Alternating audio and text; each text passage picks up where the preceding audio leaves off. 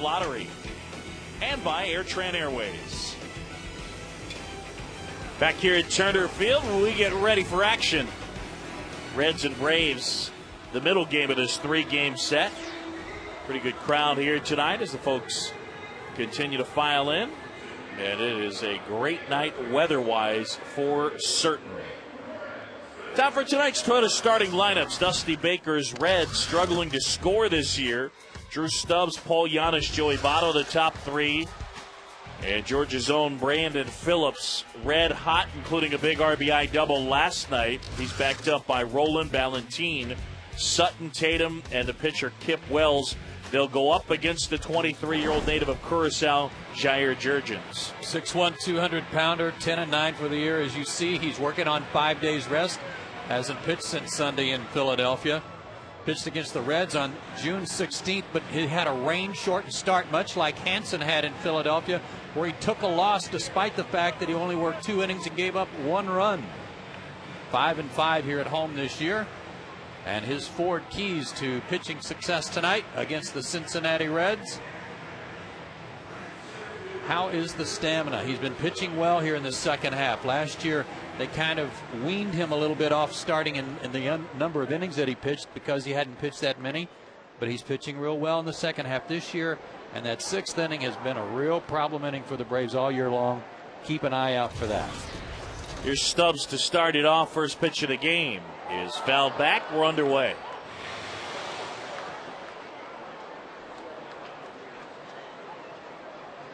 Jurgens has talked about improved conditioning that he has continued to run as the season's gone on, and he is looking to finish strong. Pitchers are a lot like boxers. I mean, they've got to get their road work in and keep it going all year long. Stubbs, the center fielder, in an 0-2 hole. And he climbed the ladder and struck him out. 1 up and a 1 down. Jair usually saves a 94 or a 95 fastball for later in the game once he gets it loose. But third pitch of the game, he fires one up there. So he gets him on 3. And now Jurgens will face Paul Giannis, the shortstop. Giannis getting a chance to play pretty much every day at short. They traded Alex Gonzalez to the Boston Red Sox, so the former 5th-round pick out of Rice. An opportunity to prove his worth, and really an opportunity to show whether he's ready to do it every day next year. Talked about that last night. This time of year for teams like Cincinnati who have had so many injuries, an opportunity for guys to, in some cases, win jobs going into spring training next year. JJ with the 0-2. And the count remains the same. By the way, those of you watching in the area on Comcast in Atlanta, tonight's game can be seen in HD on channel 884. So if you want to see our wonderful green shirts, HD 884. Pop up, McCann tosses the mask, and he's got it. I'm going to make a prediction that since Jurgens is 7 for 7 in strikes, that if he does not throw a ball tonight, he's going to win. Yeah.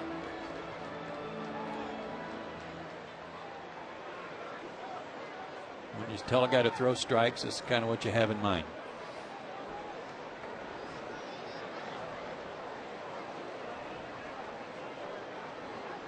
Two up, 2 down, and now it's Joey Votto.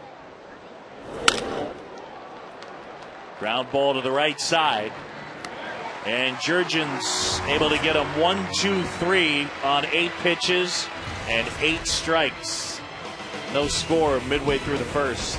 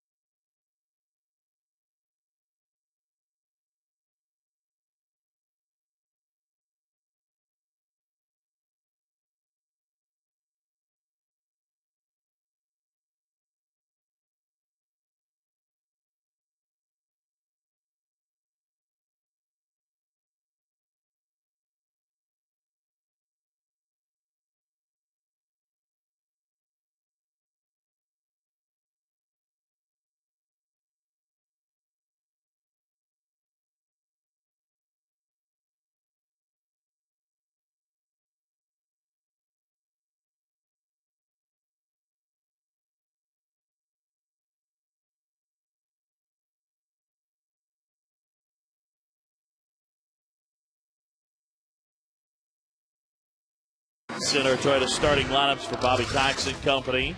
McLeod, Prado, and Jones, the top three. Nate getting the start. And his first since the 15th of August.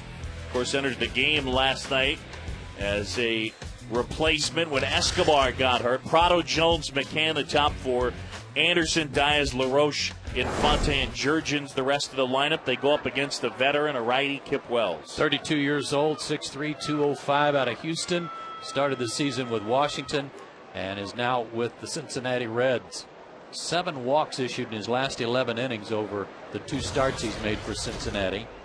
0-3 on the year overall. Broken bat liner that hooks foul into the seats.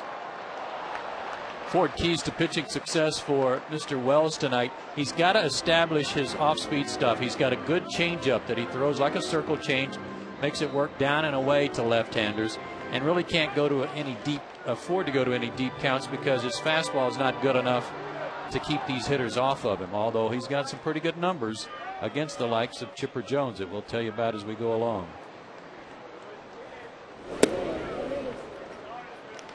When he's right, usually throws a pretty good sinker.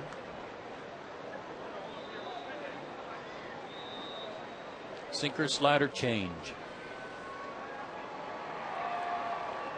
Wells back to work, the 1-1. Kip Wells, 32 years old. The White Sox took him in the first round out of Baylor in '98.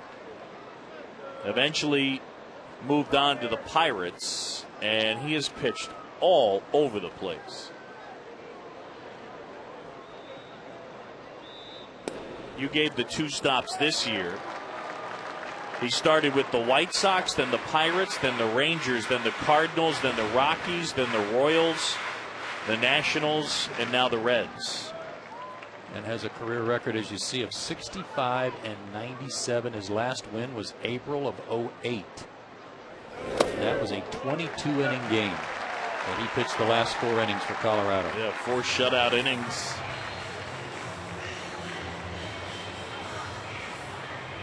He walks the leadoff man, and Joe, walks are usually part of the problem when he struggles. Well, and as I said, 7 out of his last 11 innings, those are over 2 starts, the 2 starts he's made for this ball club. And as you know, pitching in Cincinnati in that ballpark, walks are just going to kill you. 31 walks in 46 innings now for the year. Martin Prado stands in. Prado showing bunt and then spins out of the way. Joe, he hasn't quite been the same since missing the time with those exertional headaches, as they were termed. I think that's a good time frame to put on him right now, Boog. And I was looking back in my book, my scorebook, dating back to the Marlins series, and came up with some interesting stuff too.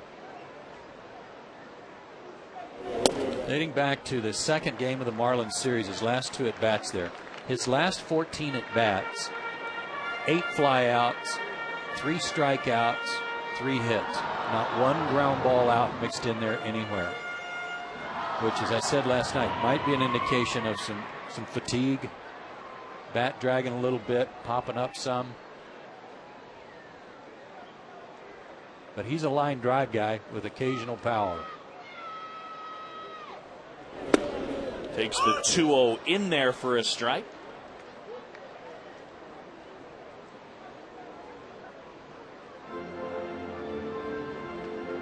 But this is even with, you get McLeod back and you lose Escobar. Braves need all hands on deck right now.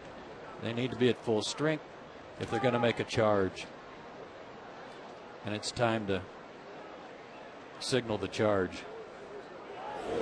McLeod going, throw to second, tag, got him. And Nate McLeod gunned down for just the 3rd time this year. Tatum with a quick release and an accurate throw. He got called up from AAA after Hannigan got hurt. Good crossover by Nate. Looked like a good call. Good throw by Tatum. Yep. And he's walked another.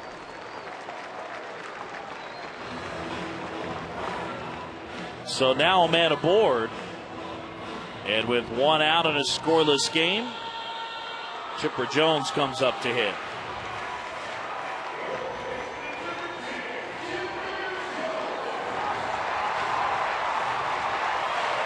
Chipper had a tough night last night, 0 for 3 with a walk. Didn't look comfortable at the plate. Well, this guy won't make him feel any more comfortable.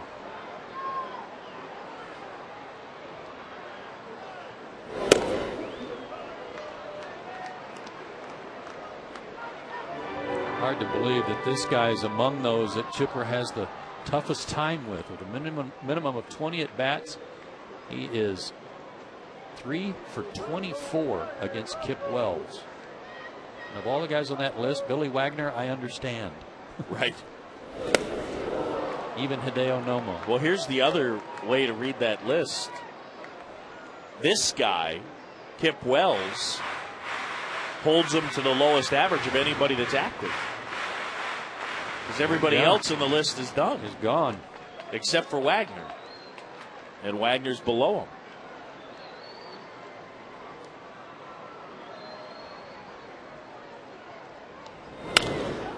There are some guys you just don't see the ball well out of their hands. Wells is kind of interesting in his delivery in that he's no different than anybody else until his arm goes back.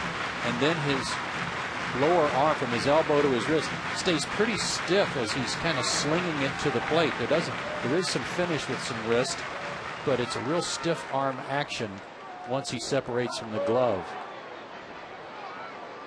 He's ahead of Chipper 1 and 2.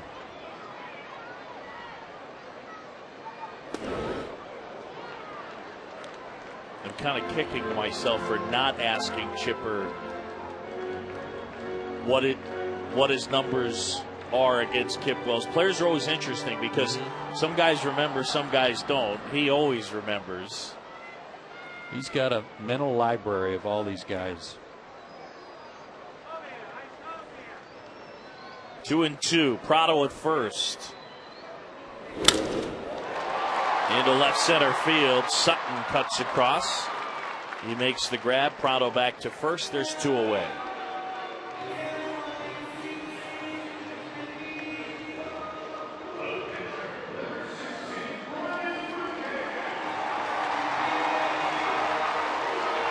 And now Brian McCann up to hit.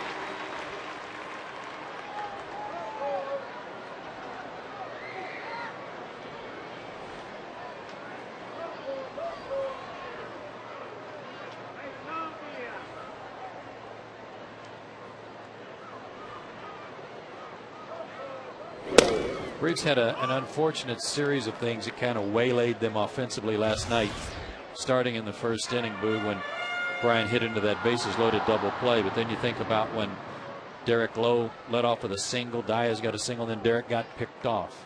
9th inning, leadoff walk, double play. Seemed like every time they got some guys on early in an inning, something happened to stop the rally. And tonight McLeod gets thrown out trying to steal for only the 3rd time all year.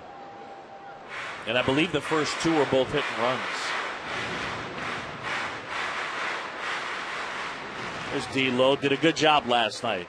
He'll take 7 innings, 3 runs every night pretty much. Yep. Deserved better. 1 and 1 to McCann. Wells to the plate.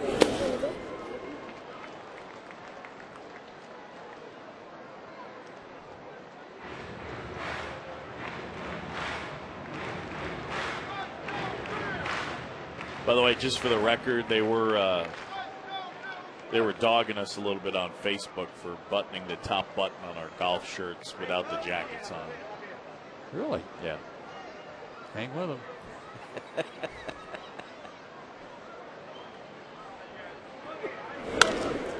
Fouled back, 2 and 2. We've been talking a lot about Chipper and how he's struggled in the last month, really the last second half, but it's not just Chipper. Martin, too, last 2 weeks, his average is down. Brian McCann's last week plus a 152 average. And Garrett Anderson, while he's been playing well, And Garrett has hit .314 over the last 2 weeks. His last 5 games, he's off too. So the middle of the order is an area where they've really got to pick it up. Matt Diaz was getting on base for everybody and left out there way too many times in recent games. Yeah. Here's the 2-2.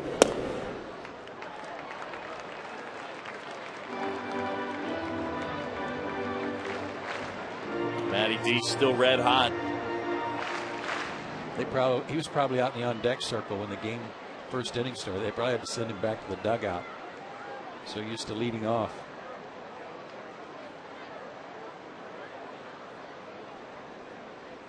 Payoff pitch. And a little bouncer over to Votto, who will take it himself. And that's the inning. 2 walks for Wells. The Braves can't do anything with them. End of 1, 0-0.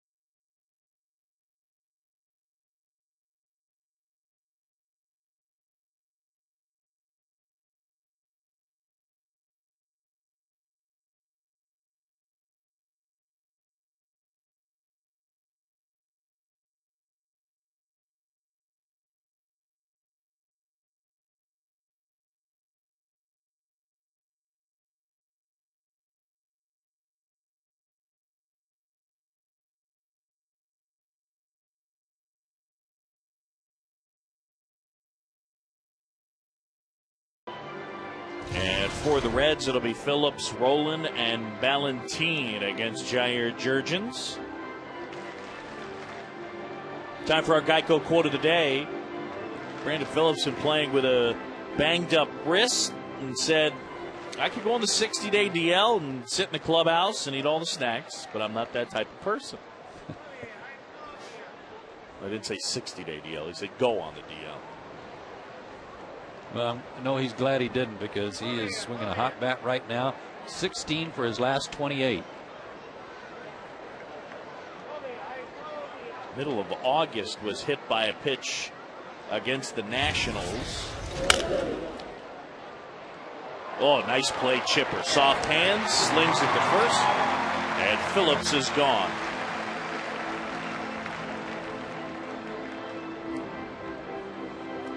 How about a Wendy's way better play? How about some way better hands here? Soft hands on the short hop, a little behind him. That's a way better play. Got to give with it a little bit. Yeah. He goes to Wendy's. They call him Chomper Jones. That Baconator. Strike 1 to Scott Rowland. 10 pitches, 10 strikes for Jair Jurgens.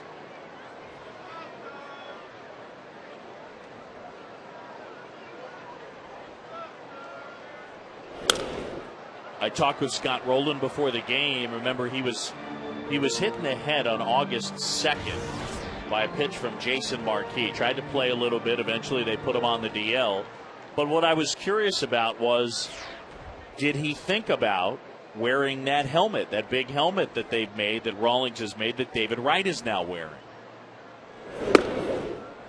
And he told me he thought about it. He got his hands on one. He put it on. He wore it a little bit. Said it was just a little too cumbersome. but he had some real issues coming back from that concussion. On a bounce, and Infante handles the chance. There's 2 away. Did you see the helmet in the clubhouse the other day? I have not seen it up close. They had a sample of it, I mean, made up for the Braves, of course, their colors and everything. And I looked at it, and I thought it was heavy, so the cumbersome part fits with what I saw. And also, it's filled with a real dense, hard styrofoam, and then has some padding like it's for the forehead and the back of the head, top of the head for sweat and what have you. But I got to tell you, I wasn't impressed. It didn't appear to be all that much different, except heavier than a regular helmet. Certainly not softer. Yeah, I mean, on the interior. Sure. One of the things they've got to figure out a way to accomplish a more protective helmet that is still light. Yeah, you don't want to go up there with a football helmet on. No. And guys are so particular when they're hitting.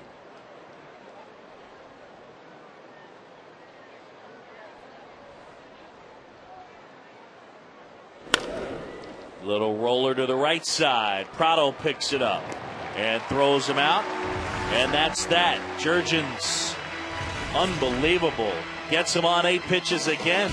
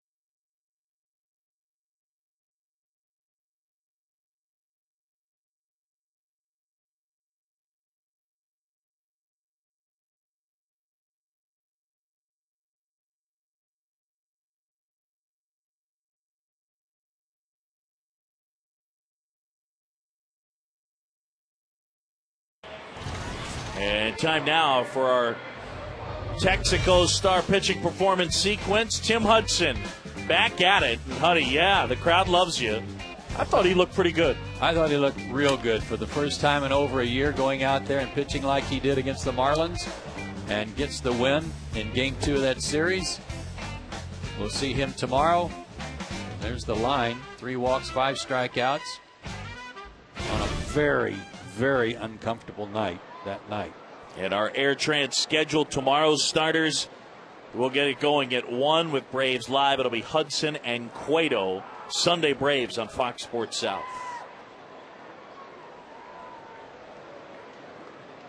Looking forward to watching Huddy pitch again. Garrett Anderson now.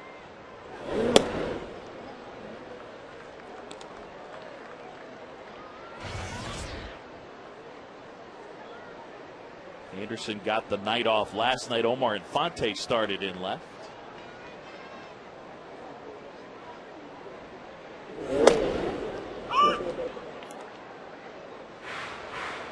Anderson's had some good numbers against Kip Wells, 4 for 10.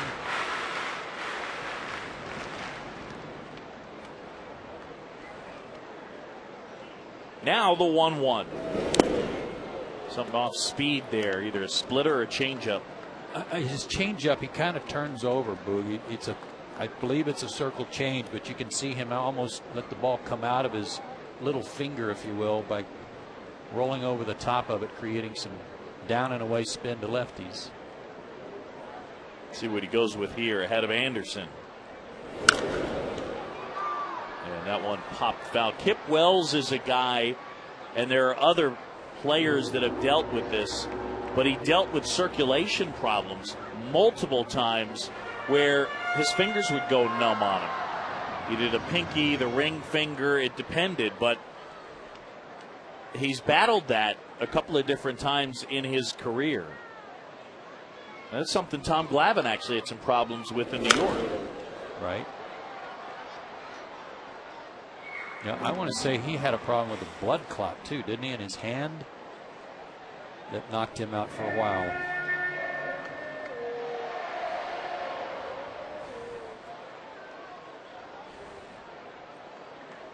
I think that is right. Yeah, well, he had surgery for carpal tunnel release and then had a complete blockage of an artery. And it's one of those deals where, like Aaron Cook had, where he had the rib removed, but it started with, hey, my fingers are numb, and then it's a piece of rib is hindering an artery. And there are a number of different guys that have had that. We mentioned Aaron Cook, but I think Hank Blaylock of the Rangers has had it as a position player. There are some others too.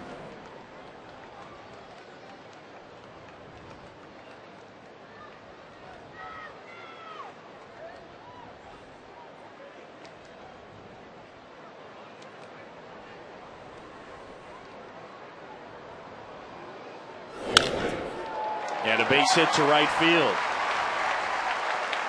So Anderson, after an extended at-bat, is aboard. And nobody out as Matt Diaz will come up to the plate. And I did just find it March 6, 2006. Kip Wells had surgery to replace a vein in his right arm near the location of a blood clot. Okay. So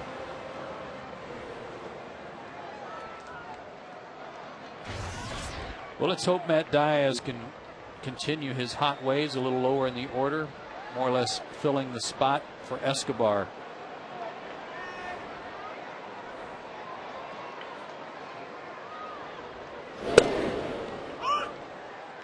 Matt in his last 17 hitting .463. The on-base percentage over that time, .532. I like that. I'd say so. I bet he does too.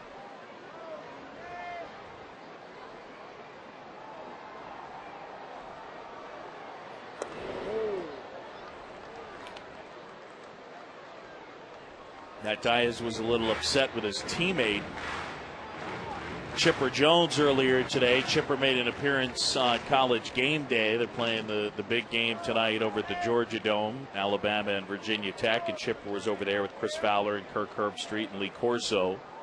And Chipper picked some games, and he picked against Matt's Florida State Seminoles. Broken bat liner. Giannis is there to make the grab, and Anderson back to first.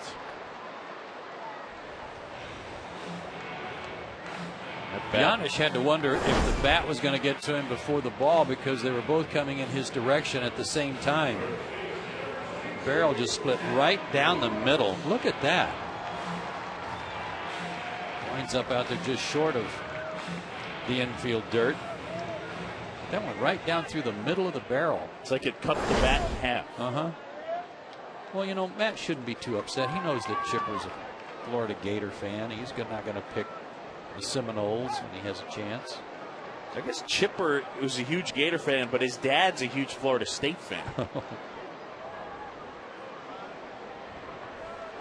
They can settle all that in a few days. I'm sure Chipper will see his family in Houston.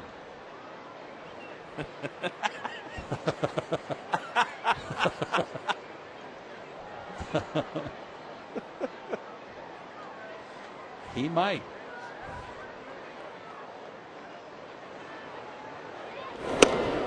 He was wearing a Gators jersey today, and Matt Diaz was mad that he picked against him. And Chipper was wearing a white turtleneck underneath the Gators jersey. So Diaz sent him a text and said, "What's up with the nerdleneck?"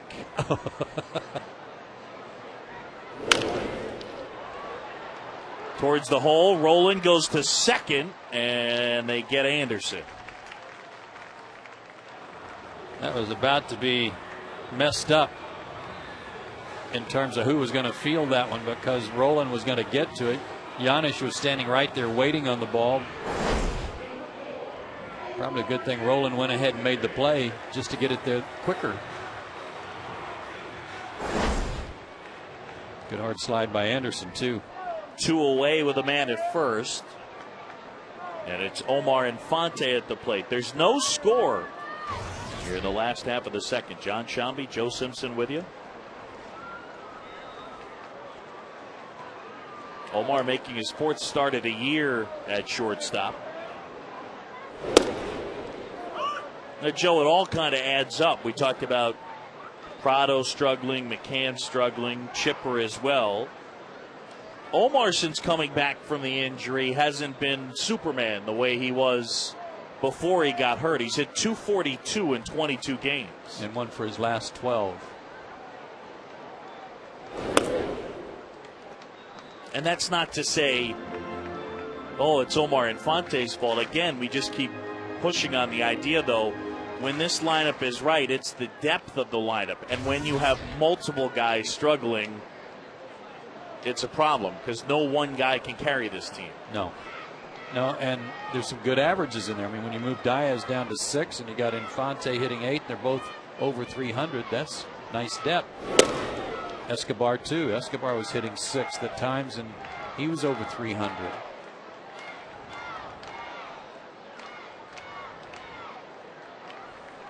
Unell told me before the game, maybe about 2 days. Yeah, this might be a long night for Chino. A lot of conversation from his pal.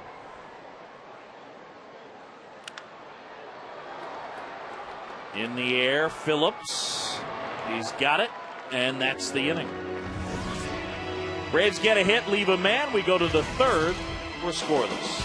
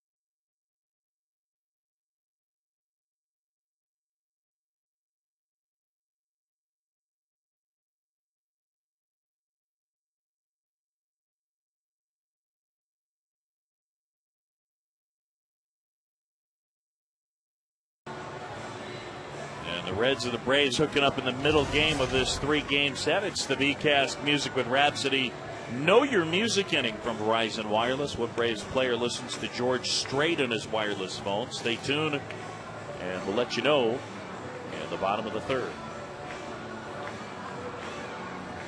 That could be me. That could be several guys. George, man, what a talent. How many hits has he had? Still keeps pumping them out. Pumping out the hits. Jurgen's trying to limit the hits. So far he has none. 6 up, 6 down for the Reds. And it's Drew Sutton up. This guy's starting in left field. He had never played the outfield in professional baseball until this year at the big league level. So including this year, 5 minor league seasons, he had been a second baseman, shortstop, third baseman, and starts in left this evening. He had a huge year last year in Double-A at Corpus Christi for the Hooks. Is that what they're called? Corpus Christi Hooks. The 2-0 towards first, and LaRoche to Jurgens. Sutton retired.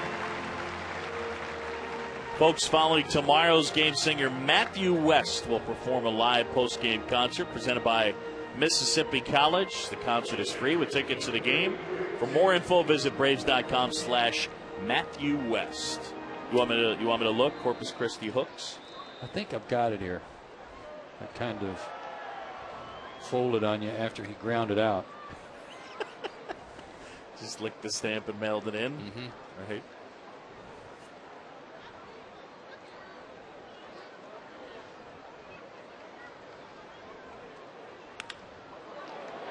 A line around it to left center field. McLouth over to cut it off. And Tatum aboard with a hit. First hit of the night for Cincinnati.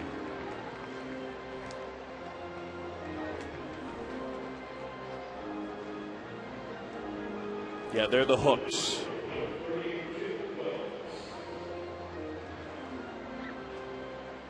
Yeah, he was the most valuable player for the team last year at Corpus Christi. Sutton. He was the top hook. Top hook. Kip Wells now, and Wells hitting 167 bats as he throws from the right side.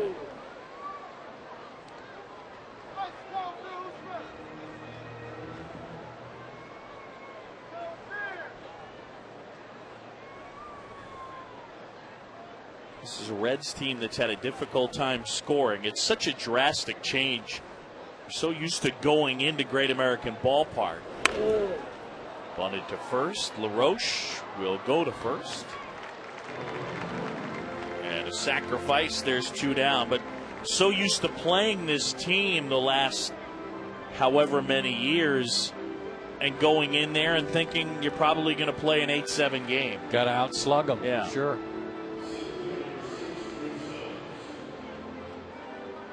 They've changed personnel.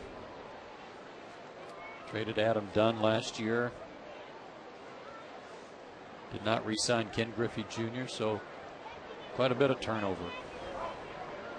Drew Stubbs now struck out swinging his first time.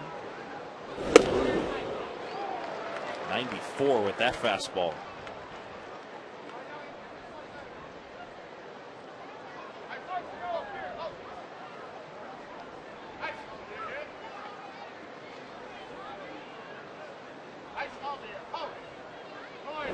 Jurgens is one of those guys, Joe, to me, it's hard not to sound like one of those classic Homer announcers, but from the second we met him, he was impressive. His maturity, likable, hard worker, and he's gotten great results. I mean, I don't know, what do you say bad about Jair Jurgens? Not a thing. Not one thing. And while his career record is pretty good, it could be so much better if the guy had caught any breaks at all the last 2 years. Pop foul back in our direction. And the count 2-2. It's our Lincoln player profile and Drew Stubbs. Stubbs, their 3rd overall prospect, is rated by Baseball America, the 8th overall pick in the 06 draft. Hook 'em horns. And he's been hot in the last 9 games. Especially with the power. They didn't expect that. Got him to chase his slider. And a strikeout right there. That ends the inning. No runs a hit. 1 man left. Midway in the 3rd. Zip, zip.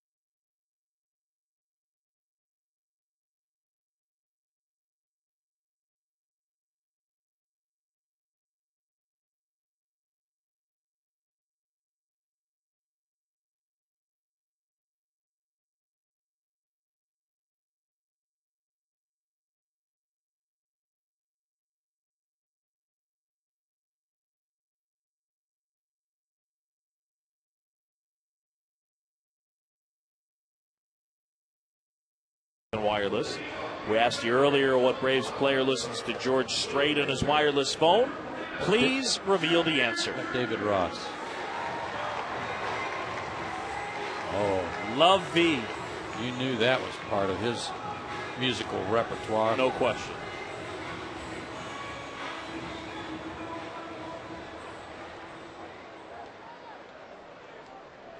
He'll be paying attention to his Auburn Tigers in their opener. When do they play? I think tonight. Okay. You say West Virginia, but that may be a couple of games. Yeah, because West Virginia. Louisiana Tech. They beat Louisiana Tech 10-7. Because West Virginia was playing Liberty. What? Yeah.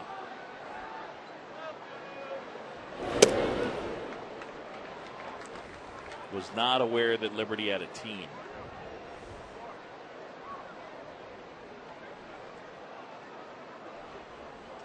Two 2-0 on the pitcher. Wells deals. 3-0 on the pitcher. And your Sooners have BYU, right? Yeah, but don't tell me. I don't want to know. Are you really one of those? Did you TiVo the game? Yeah.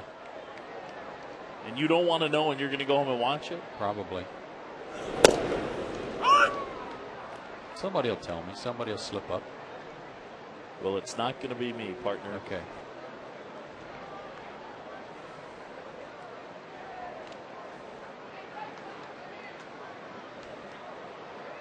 Wells delivers the 3-1.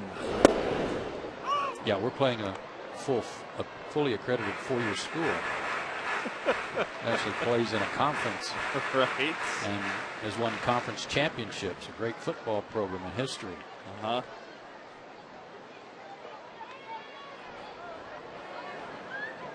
Had that great run of quarterbacks there. Yeah. Inside, and he walked him. That's the third man he's walked tonight.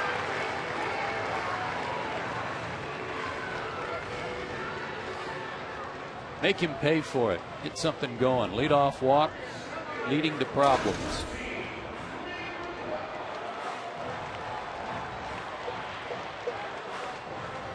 Hey, congratulations to the Braves. Short season rookie league team in the Appalachian League. Danville. They won the championship again. Second time, I think, in the last 3 or 4 years. Great work by these young guys. McLeod puts the bunt down, throw to first in time.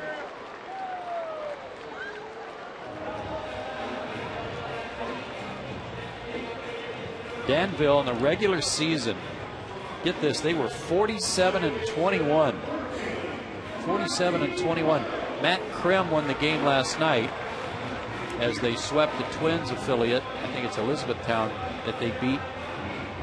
And he finished up the regular season 10-2. Lost the last 2 games of the regular season and was their pitcher of the year. 10-2 with a 3.18 ERA. Matt Krim.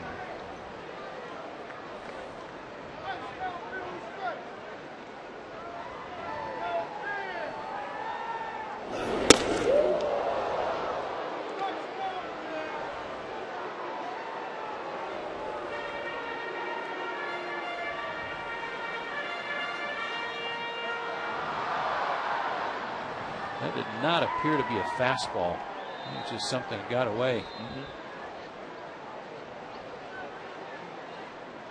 Wells and the 1-0. Martin kind of pulled off of that.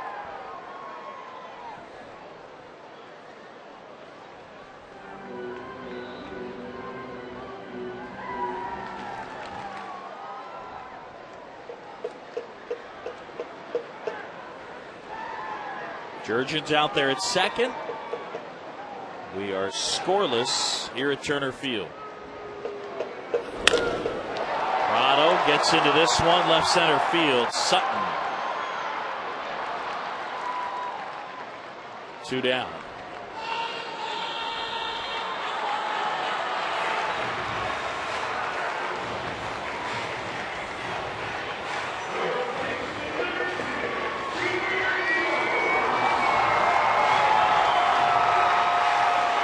be that time of night, too, where fly balls can be an adventure, but Sutton had that one tracked all the way.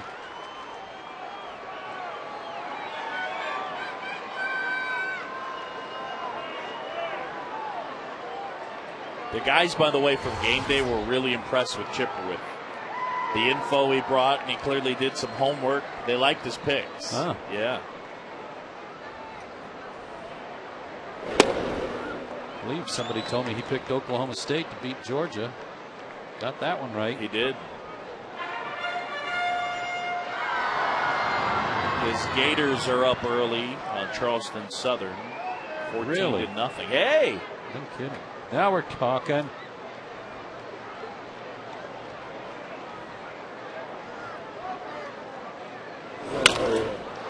Up the middle, but Giannis was waiting in back of the bag.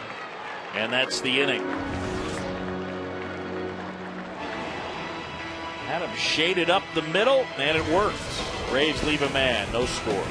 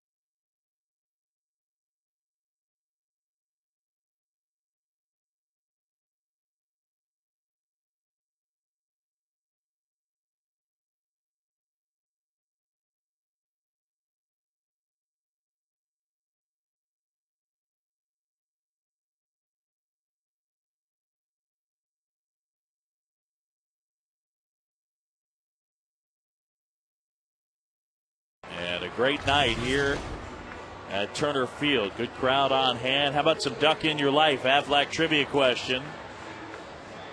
All right, here we go. Arthur Rhodes. Who are the only two active left-handed pitchers with more games played than Arthur Rhodes? Oh.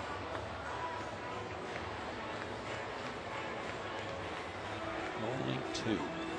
Randy Johnson won? Coming to mind quickly are Johnson and Pettit. What about Moyer? He's got to be one, right? Got to be. Is Jesse Orozco still pitching? Yeah. I mean, Jamie Moyer has to be one, right? You can't be 46. Yeah, I'm not going to give up on him. Yeah. He's in there. That's a great hat the kid's wearing. Where would you say you get your hands on a hat like that? Party store.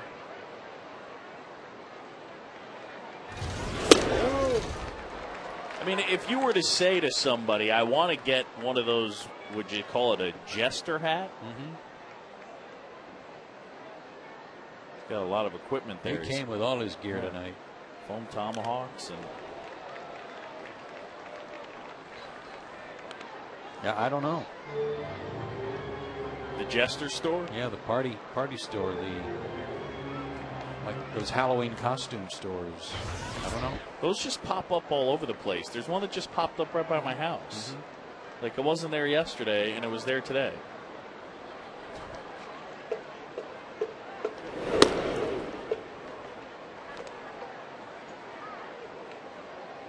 One and two here on Paul Giannis. Giannis, Votto, and Phillips. Jurgens has been sharp here tonight.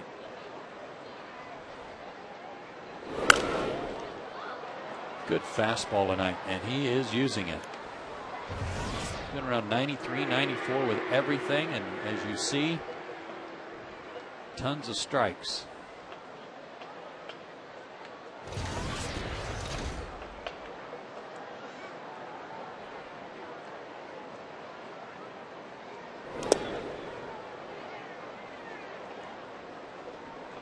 I think that was the slider right there. It's always interesting to watch a pitcher's approach a guy like Jurgens. He is fastball, changeup, slider in that order in terms of how frequently he uses each pitch.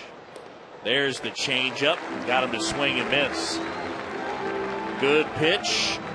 And there's one away. And it's not a pitch that just gets to the plate and dies. It moves. Watch this go left to right when it's sinking. That is just wonderful because it sinks down under the barrel of the bat a little bit.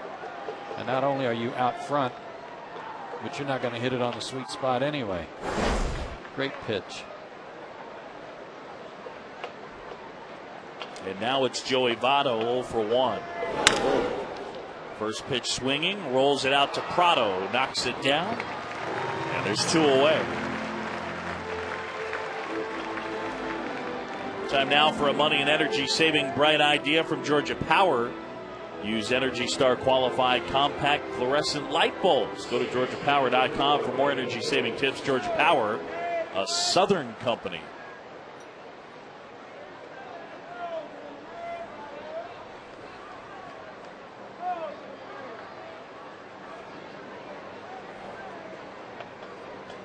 Lights are on here at Turner Field. Just a smidge of natural light left in the day. A skosh. Yeah. Just a skosh. Ball 1 to Brandon Phillips, who grounded to third his first time.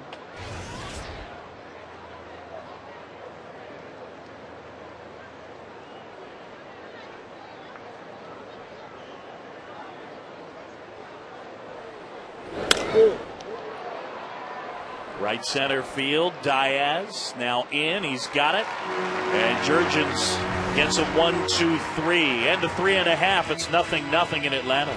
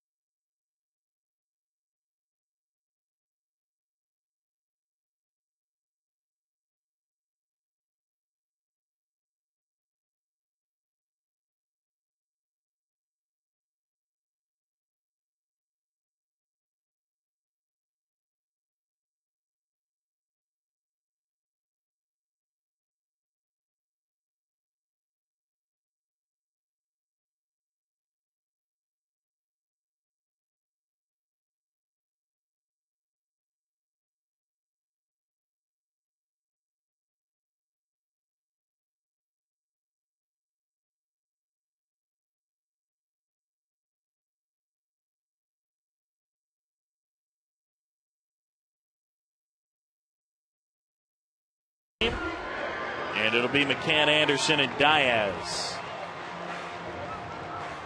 All right, let's get after this Aflac thing. You ready? Yeah.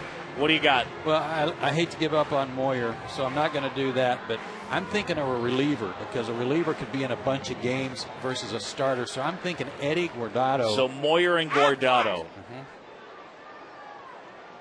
Darn it. Both relievers. Alan Embry was the answer to a question earlier this year. had like a 10-minute talk with Alan Embry earlier this year, just in the hall. We just kind of bumped into each other. And I just said, hey, you know, how you doing? And then we talked about his career. You know, you've had a really good, long career. Really made an impression on me, obviously. Yeah. Yeah. Way to absorb the information, Boog. Yeah.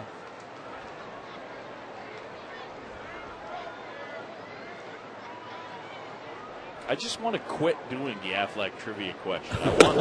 I want like 3 days off. I want.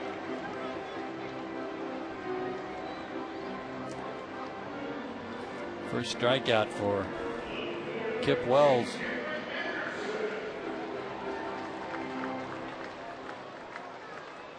One down, and here is Garrett Anderson. My Alan Embry story is when he was with the Braves, he was on the team at the same time as Denny Nagel. And in spring training, they came in the clubhouse one morning and they both had new tattoos on their shoulders. And for Alan, it was his first one. And then it's like less than 24 hours later, he was going, what was I thinking?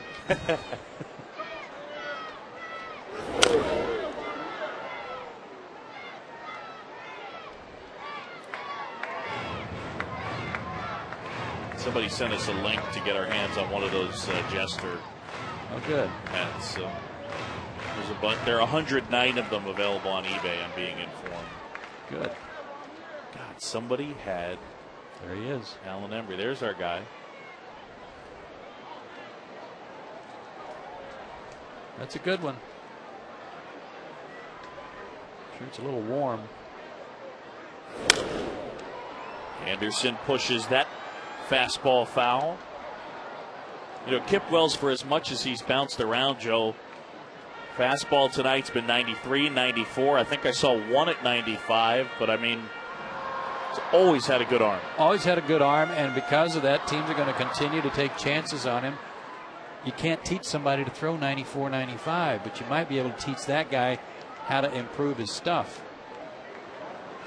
And I don't know if he's worked with Dick Pohl anywhere before on any of those stops, but Dick is so good as a pitching coach that maybe Dick tells him something in a little different way that he absorbs it differently, where it makes him better.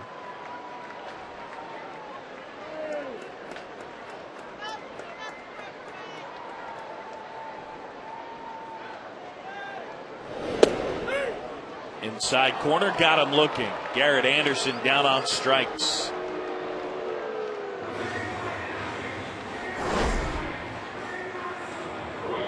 Back this fastball up to the inside corner. Good pitch.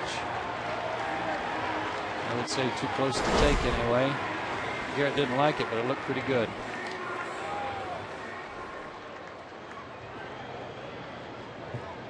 That's the 59th time he has struck out this year.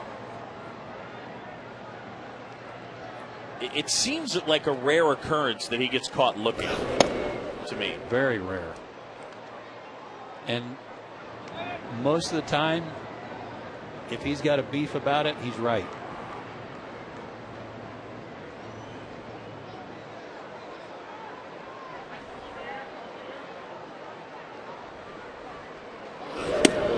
We mentioned that Kip Wells had not won since April of last year in 08. But his last start against Pittsburgh, his old ball club, he was winning when he came out of the ball game. He went 6 innings, gave up only 2 runs, but the bullpen blew the game. So he got no decision. Then they came back. The Reds came back and won anyway.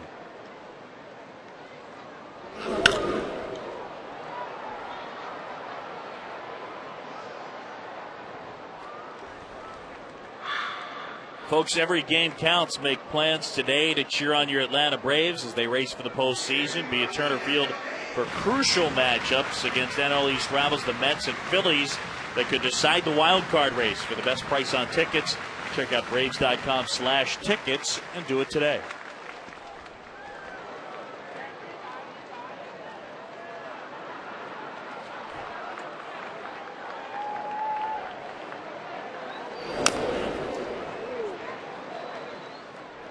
It's amazing how close the top teams are in the divisions in terms of record. Just looking at the loss column, Phillies have 55 losses, St. Louis and LA each with 56. Cardinals are really good. Braves will see them at the end of the next road trip. I think we may see John Smoltz in that series. Very good possibility. I believe Sunday is how it would line up.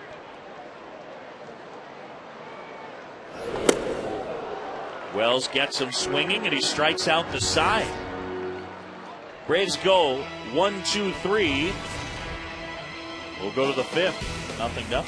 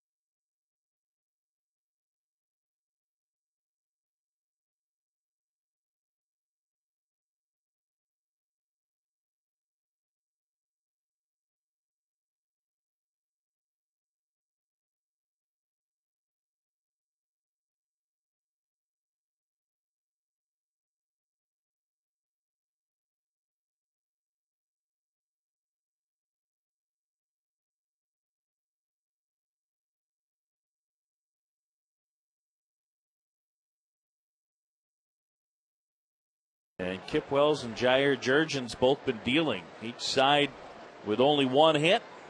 And that's the story. Here's Scott Rowland at the plate.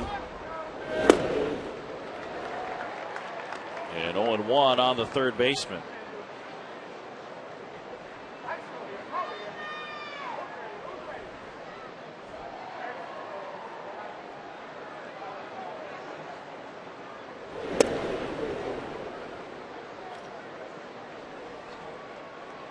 Scotto, of course, started his career with the Phillies, moved on to the Cardinals, then the Blue Jays, and now in Cincinnati.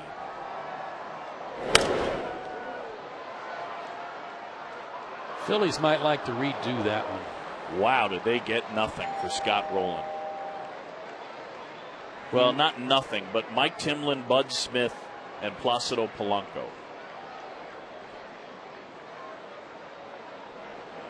He and Larry Boa were at odds when Boa was the manager. Little tapper, fair ball. McCann picks it up and throws him out. Have you ever seen Scott Rowland play anything but hard? Oh, he's. I know it's a cliched phrase, but he's a gamer. He brings it without question.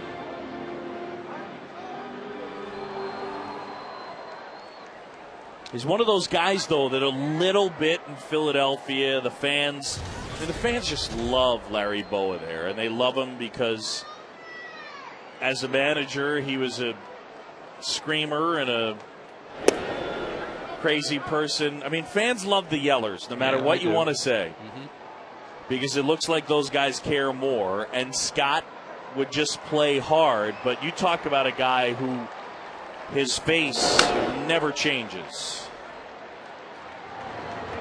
2 down now.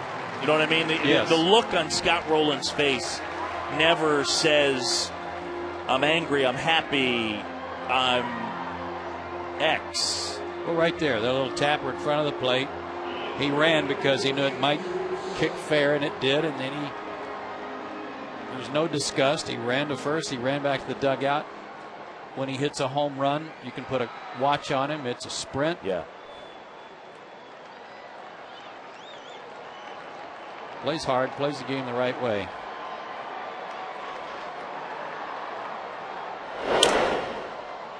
Jair Jurgens is dealing, folks. Yeah.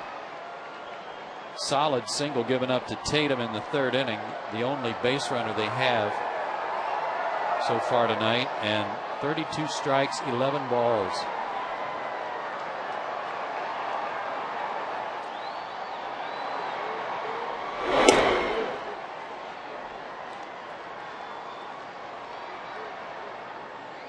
She's working at a breakneck pace and pumping in the strikes. The 1-1 to Drew Sutton.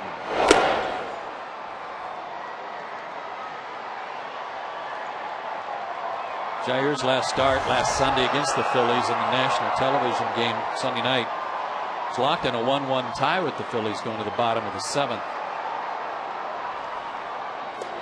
Couple of fielding mistakes cost him a couple of runs. He winds up losing 3-2, but it was another situation where he was pitching brilliantly and just had no breathing room, no room for error against that real good hitting lineup for Philadelphia in their home park. Now the 2-2. Check swing. Did he go? No.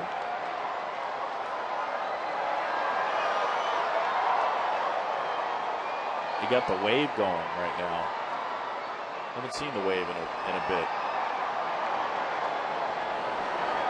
Could do without it. 3-2. It's good for once. You know, once around, get everybody stand up. Right. Kind of loosen up. Get the blood flow. Yeah, and have a seat.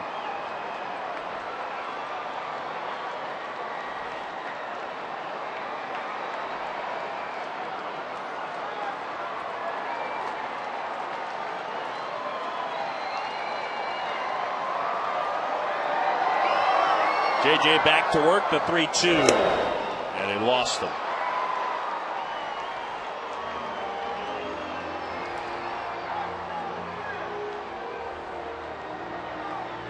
So a 2-out walk, and it'll bring up Craig Tatum.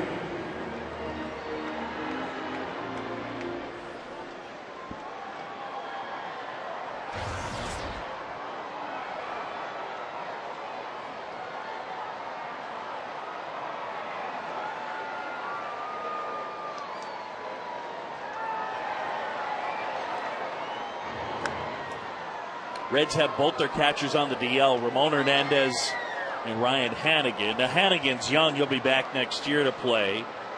The question is, what about Hernandez? He's set to be a free agent at the end of the year. I guess it really comes down to what does their budget look like for next season. I think they like Hannigan a lot. But when you look at Hannigan's numbers, again, on the disabled list, 224 at bats, 9 RBIs. Wow. That's middle infielder like.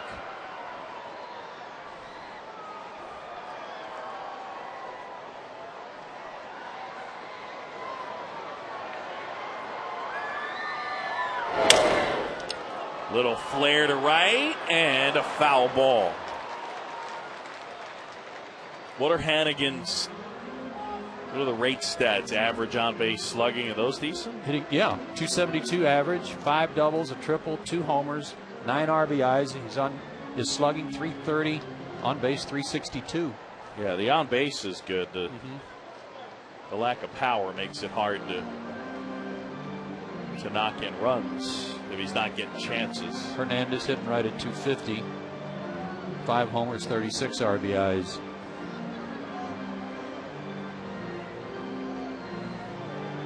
Tatum broke his bat. Got a new piece of lumber, and the count 1-1.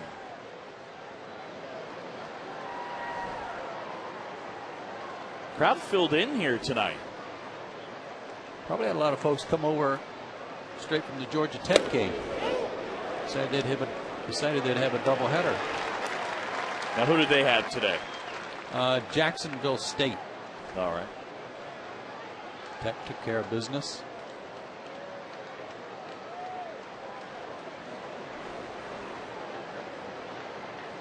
Bulldogs fans got to be bummed out. Yeah. That's a tough place to go to start on the road. I mean, to start on the road to open the season. Had a home and home contract, though. They just weren't planning on, when they were booking that, Matthew Stafford leaving early.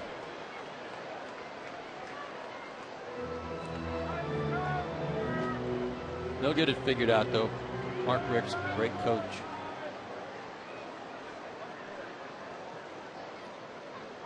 You got the big game across the way. Bama and Virginia Tech. Pitch out. Downtown was just filled with fans from both schools. And you talk about a fashion apocalypse with the red, orange, and maroon. Oh. Wow. Just everywhere.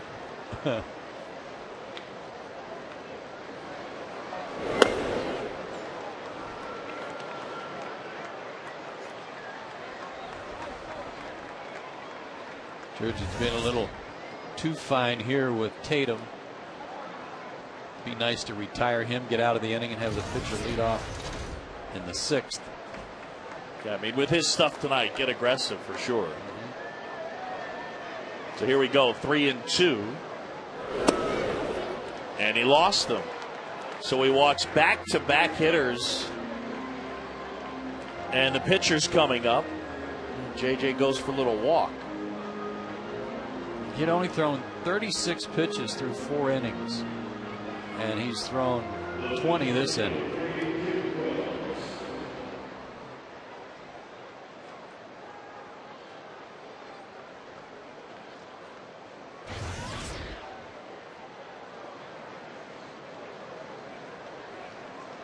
So now Wells will put down the sacrifice bunt.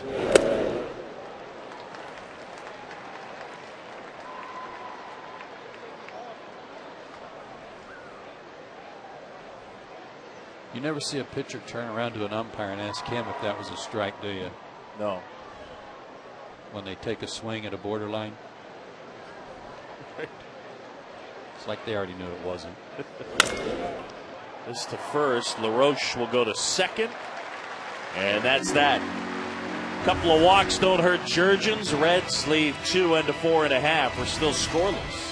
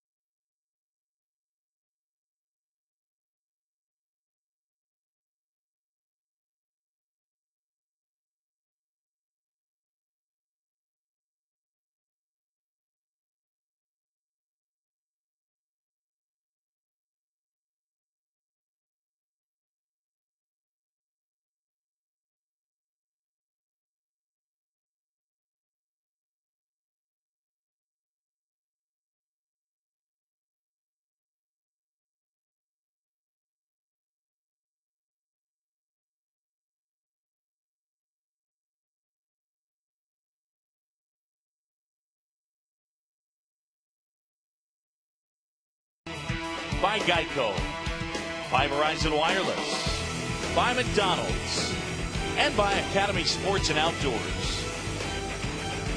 here at Turner Field on a gorgeous night, bottom of the 5th. A hit apiece. Nothing doing offensively. Wells and Jurgens are firing up the zeros.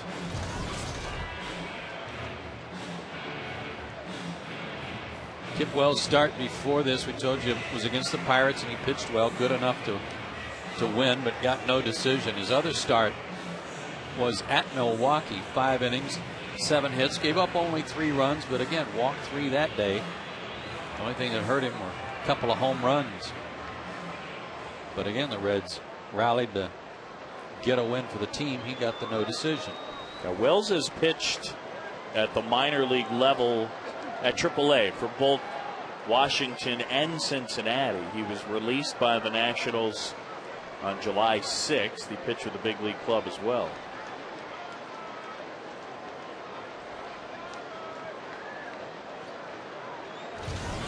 It'll be LaRoche, Infante, and Jurgens.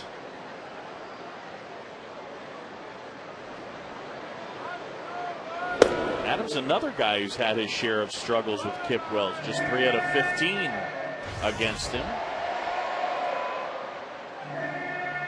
I was looking at Kip Wells' numbers and his splits against lefties and righties coming into the game. Right-handers just 9 for 39. Left-handers 6 for 30. On the ground, off of Votto's glove into right field. LaRoche takes the turn. It'll hang on there. An error on the first baseman. That was just kind of careless. Played it off to the side.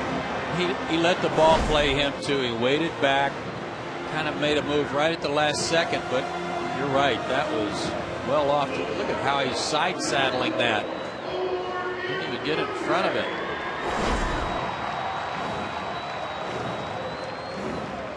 Braves will take it. They get their leadoff man on again. 4th time out of 5 innings.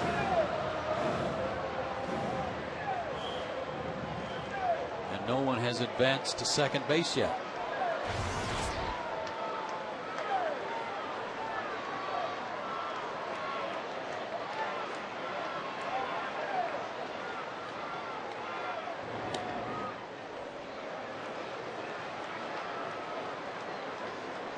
Braves really need a win here.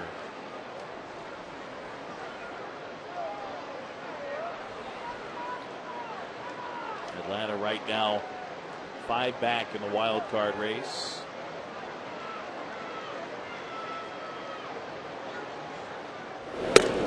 San Francisco was losing early today, but they came back to win. Beat Milwaukee.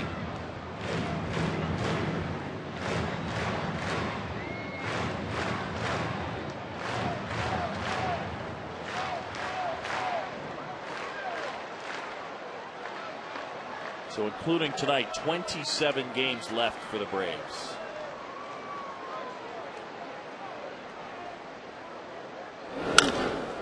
Out to short, could be 2. Giannis to Phillips. The return isn't in time.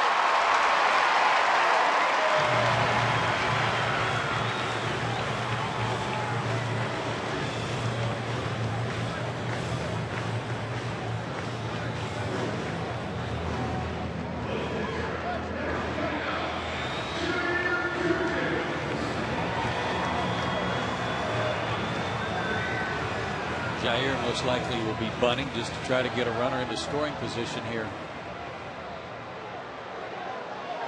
He has 6 sacrifice bunts.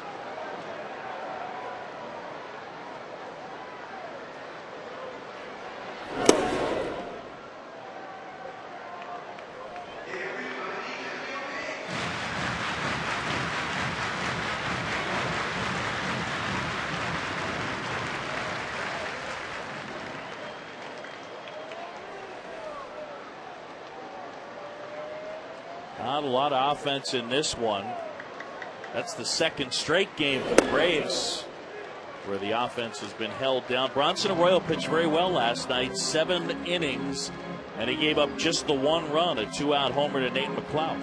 You know, I'm not sure we talked about it after he came out of the game, Booth, but that's, you know, his 8th straight start that was outstanding.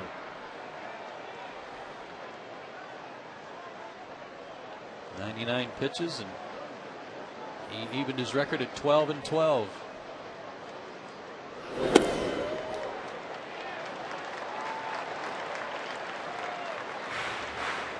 Guy's trying to bunt, and it's 3-0.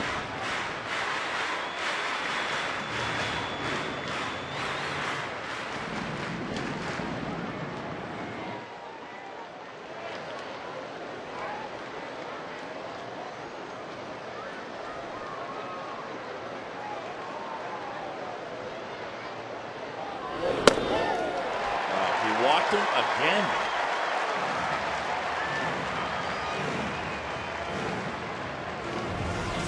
The Braves have only one hit, but they're getting their chances. 4 walks tonight for Kip Wells, including the pitcher twice. And now Nate McLeod.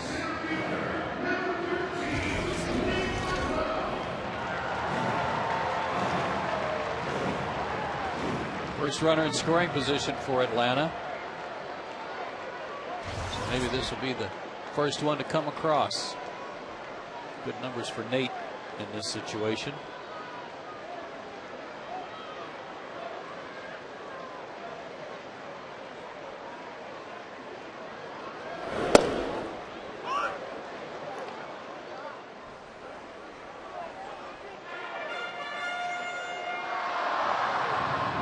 Shortened up like he wanted to bunt, but that's kind of like leaving it bunting, even bunting for a hit. It's like leaving it for Prado. Hack away. Outside. So a ball and a strike on Nate McLeod, who is back in the starting lineup. When Escobar got hurt last night, Braves did some shuffling, and McLeod came in to replace him, as Infante, who had started in left, came into short, and then it was McLeod, Church, and Diaz in the outfield. That's a strike to Nate. And the Braves did get Jurgens to second base in the 3rd inning. I stand corrected on that, because remember, Chipper hit that hard ground ball up the middle, and Giannis was standing right there, keep it from getting into center.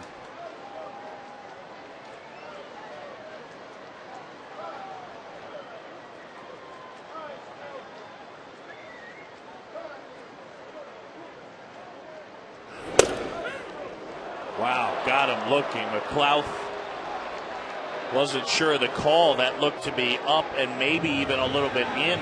I agree. Target was away. The pitch was in, trying to back up.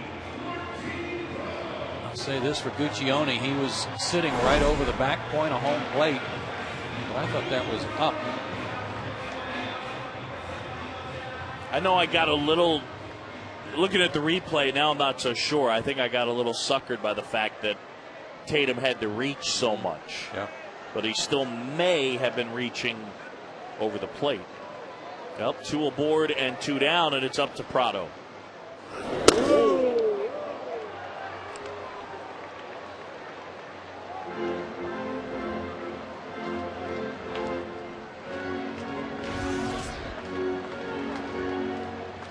the one out he made tonight was another fly ball out.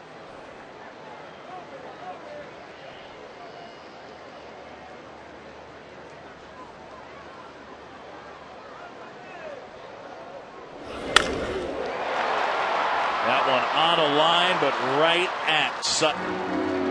And that's that. Braves leave a couple. We're still scoreless, end of 5.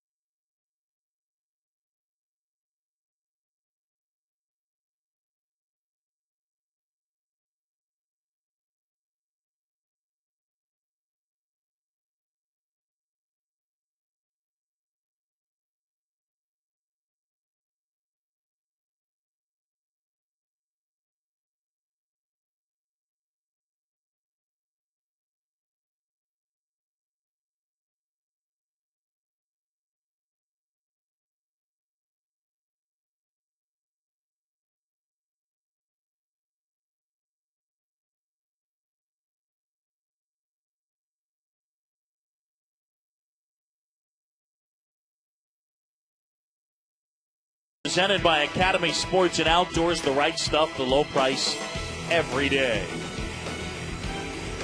A look at downtown Atlanta on a gorgeous night. No score. Well, we love you too. Thanks for not drawing any hair, by the way. Yes, thank you too much. Even the logo, I mean, it's right on. Yeah, I like it. Got a little Yunel Escobar in there as well. See, that's what I'm talking about right there. Those two kids are just hanging out, got the juice boxes working. They're happy. Nothing says happiness like a baseball game and a little juice box. Right? Yeah, and Dad's working on the other one's hat. The one that doesn't have the hat on. Dad's got it. There you go. Now you're set. I don't think so, Dad. No. Yeah, I'm not. Worked on my due all afternoon for the game.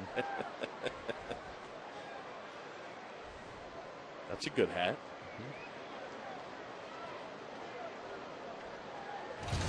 Top of the order now. It is Drew Stubbs.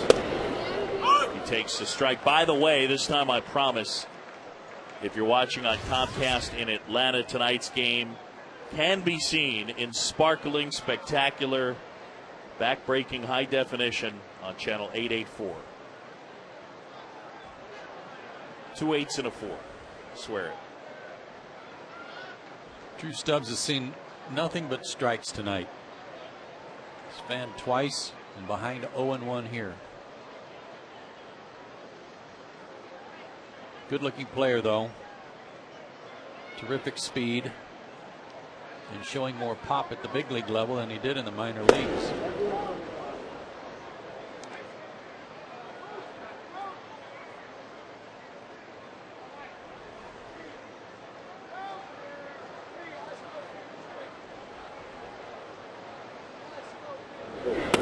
Stubbs getting the start in center field. Willie Taveras, their everyday center fielder, is on the disabled list with a strained quad.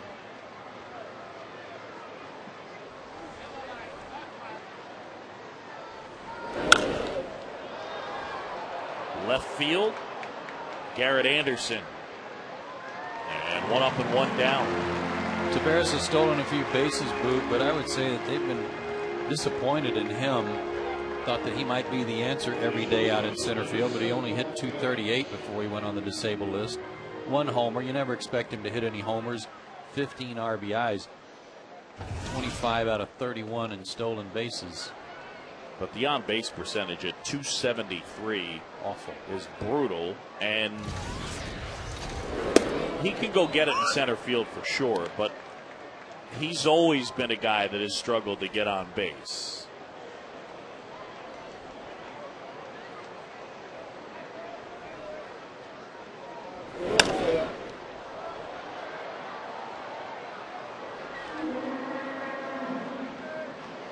Giannis reminds me of Ron Oster, who was a utility middle infielder type for the Reds for many years and later on a base coach for them.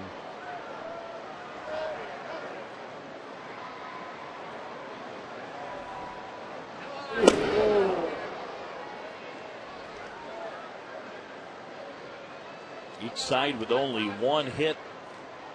The Reds hit a Craig Tatum single in the 3rd. The Braves hit a Garrett Anderson single in the 2nd. Reds have won 10 of 12, and the Braves have dropped 7 of 11. Here's a 2-2.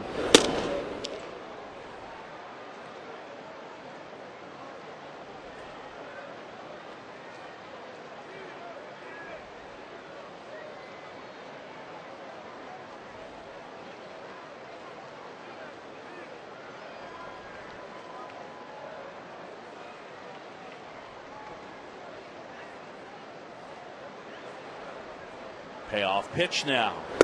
And all of a sudden he's having some trouble commanding his fastball. It's interesting because he's thrown 68 pitches. They have not hit many balls hard. They haven't had a ton of good swings.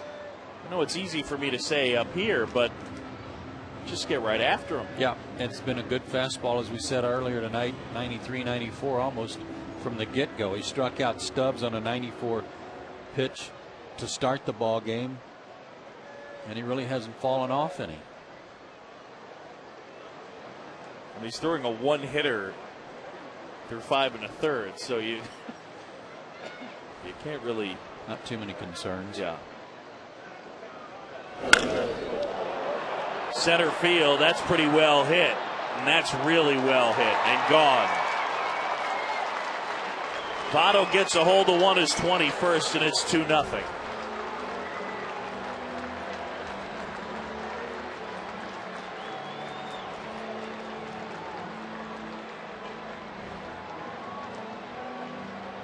Correct me if I'm wrong, but Votto swung at the first pitch his first 2 times up and grounded out. Yep. You got to be keen to that and know that he's up there hacking on the first one, as he was here. That's the Georgia Lottery hitting the jackpot for the Reds. Straightaway center.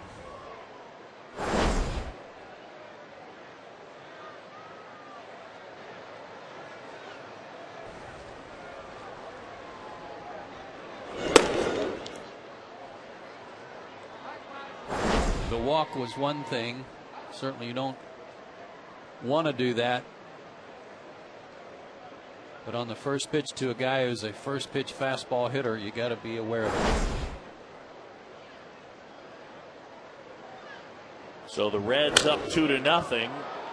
And now Phillips hits one pretty well. Left field, it's off the wall. Anderson quickly fires it in, but Phillips safe with a double. Guess what inning we're in? I know. It's the 6th inning nightmare again. Braves have been outscored at this point 86-44 in the 6th inning this year. 86-45. And 15-1 over the last 4 games.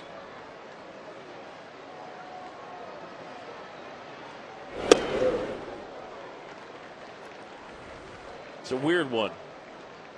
You know? There are a lot of coincidences to it, but there's also a little bit of an understanding too. It doesn't apply tonight because he hasn't thrown many pitches. He's not tired. He's pitched great. But there are other nights when you get to the 6th inning, a starter might be starting to lose his stuff and make some mistakes. And the bullpen in those spots in the 6th, they've struggled lately.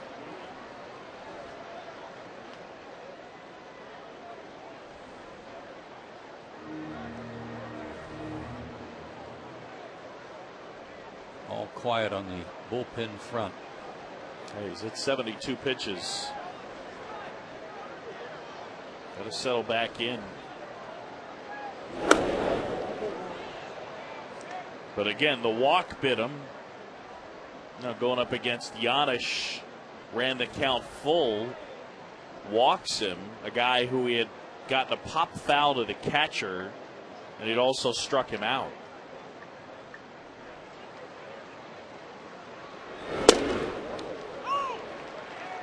One and two.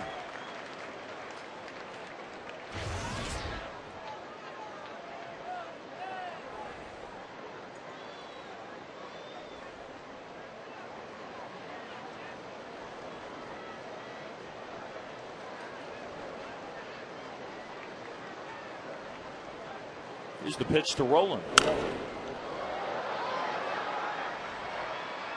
Good pitch to go upstairs and aired it out too at 94. Roland just got a piece of it to stay alive. He got him to offer but couldn't get it by him.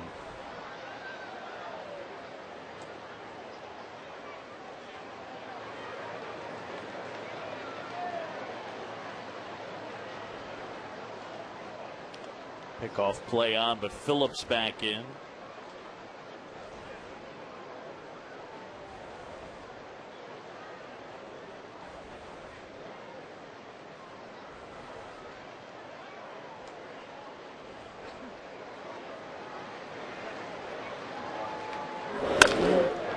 Line drive to center field and a base hit. Phillips around third. He'll come in to score. Rolen an RBI single, and it's 3-0.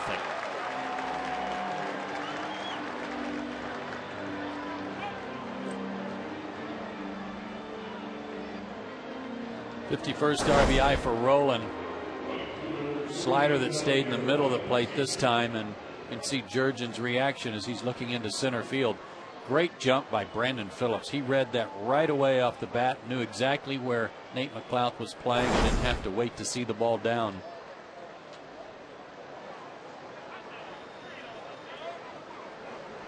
Vladimir Valentin, first pitch swinging, shallow right. Prado out, and Martin makes that basket catch over the shoulder.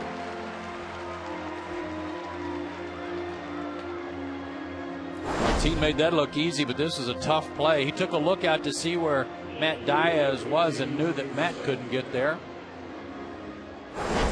It's the kind of play he had to make, running away from the infield.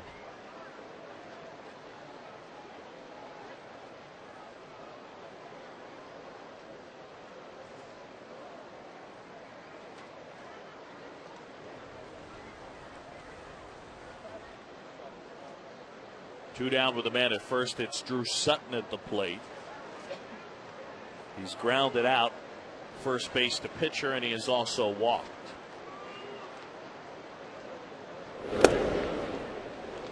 Sutton last year in that good year at Corpus Christi led the Texas League in runs scored with 102, hits 165, and doubles with 39.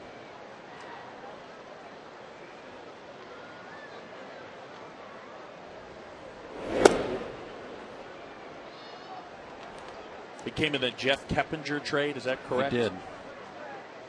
Former Bulldog Jeff Keppinger.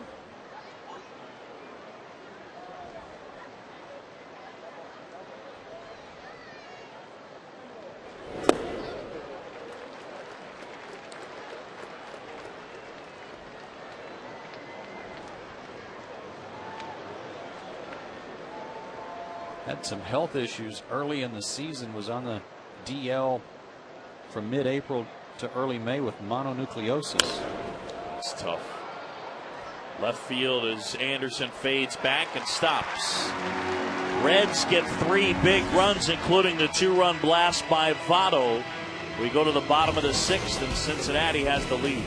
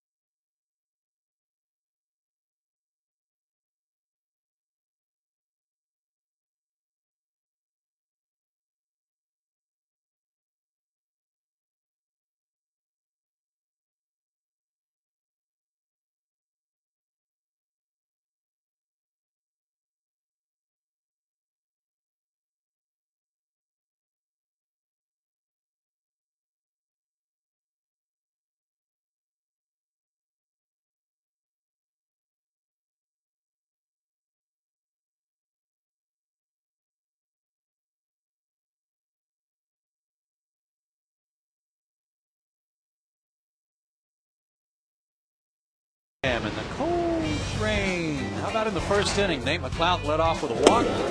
Tried to steal second, but a good throw by Tatum. Nabbed him just before he got to the bag. Great throw by the Reds catcher. That's the Coors Light Freeze Cam. Is brought to you by Frost Brewed Coors Light. The Braves, Boog, have been outscored in their last 18 innings of hitting. They've been outscored 13-1.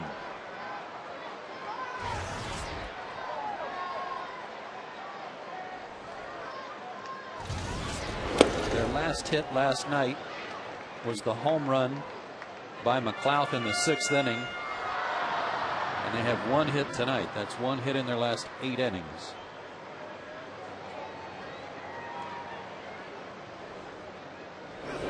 One of the things that's tough, and again, we talk about it's not on just one guy, but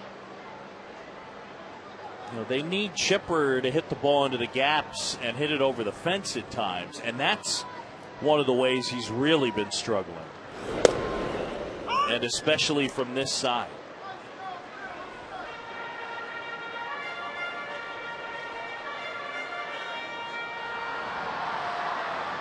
Really thought he was about to bang out of it in a big way a couple of days ago. Real aggressive swings, good swings. Here's one of those.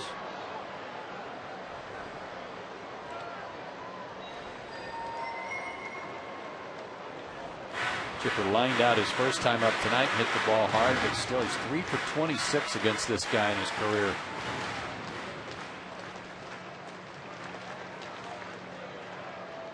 Since August 12th, he has 2 extra base hits, Joe. That's amazing.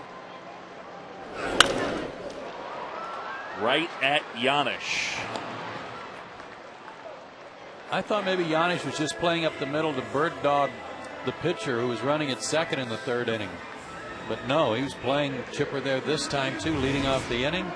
I don't recall anyone else playing him there all year long, but it's paid off tonight.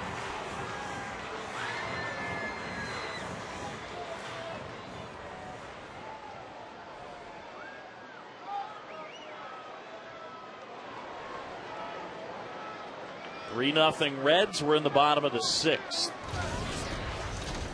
Ryan's 0 for 2.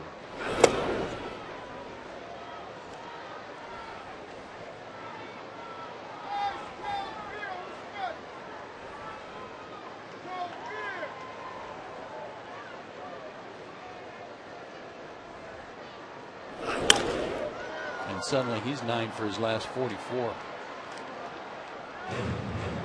It's not for lack of trying, boy. The guys are here early. They're taking some extra cuts or getting their rounds in and batting practice on the field, something they weren't able to do on the field in Florida because of all the rainy conditions.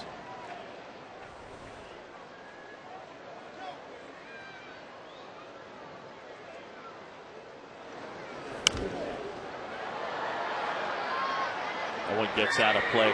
Does it make a difference? How much of a difference does it make is it more mental, and is it something that matters if you don't do a one day or multiple days hitting on the field as opposed to the cage? I think it's always better to hit on the field because you can actually see the results of the swing. You can see where the ball carried, where it did not.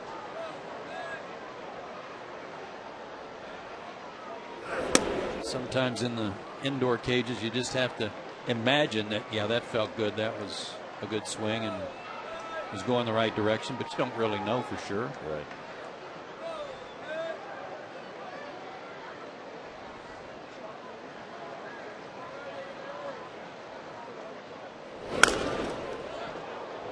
Heads up, Wayne. Wayne's lost a little weight down there, otherwise he'd have taken that one in the ribs.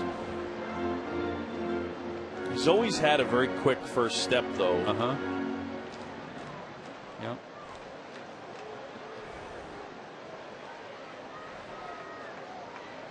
Old Swifty.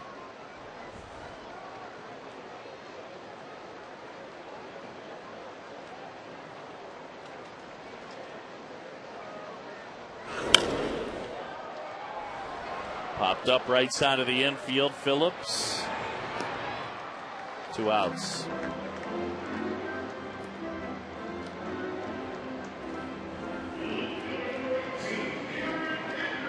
Hey, congratulations to the young lady from Marietta, Melanie Udan. Is that how you say her name? Udan, yeah.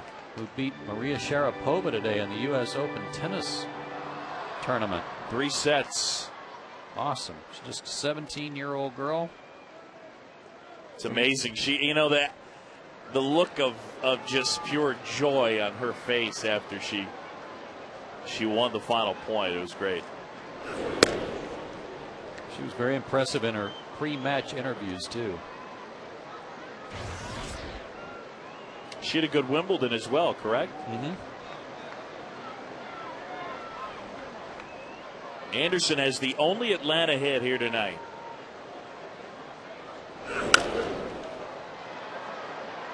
Guys are beginning to get a little late on the fastball here. That was not his best fastball. It was 90. It might have been a cutter. Might have turned it over a little bit, running it away from Garrett. But it's not like anybody's really raking any balls foul against him.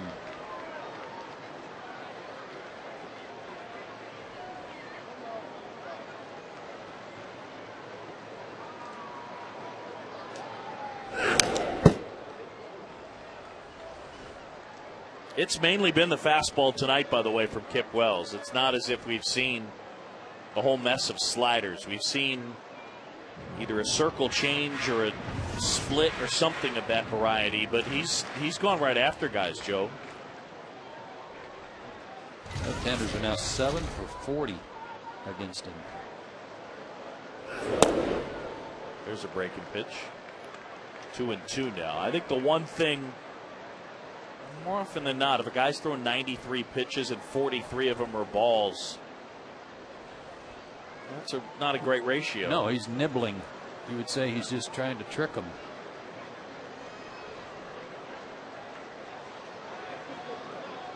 That almost hit him. I don't know how it missed him. It did hit him. It did hit him. Wow. Just got him. There's a rarity. Yes, it is. Hit by a pitch for the 8th time in his career. And the 2nd time this year. Got the pant leg. Yeah, it did. Just whipped that pant leg a little bit. No bruise tomorrow. That's a good thing.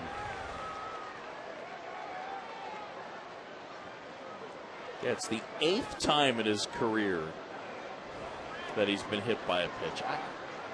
That is so bizarre to me. How many times did we say you were hit? I don't remember. I thought we looked. Not many.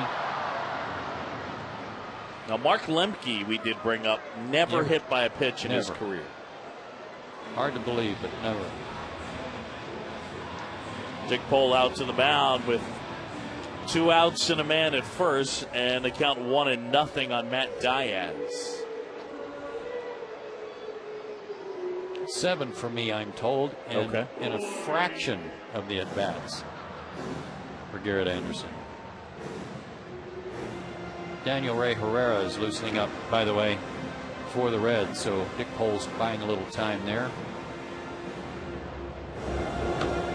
There he is. The 5'6" left-hander.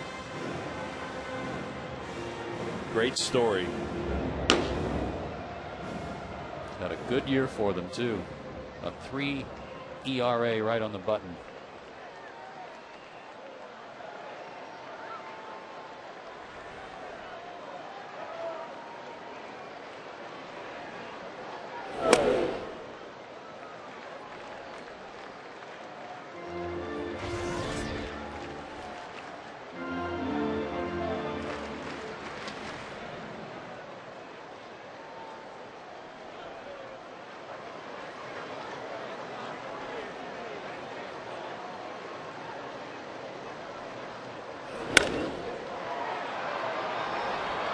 Out towards center is Phillips. Stumbles, makes the grab, and that's the inning. End of 6, 3-0.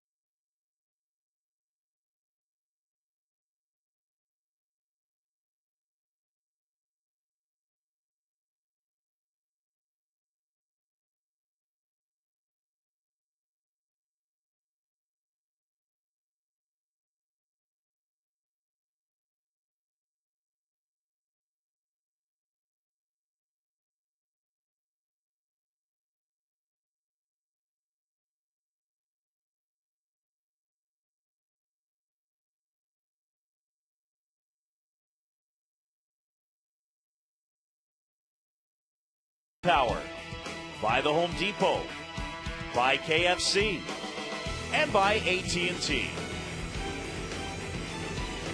Back here in Atlanta, we go to the top of the 7th, and the Reds lead this one 3-0. A Votto 2-run homer, a Rolen RBI single, and that's the story here tonight. That and Kip Wells, who's firing a one-hit shutout at the Braves through 6. Jurgens back to work, and Craig Tatum at the plate.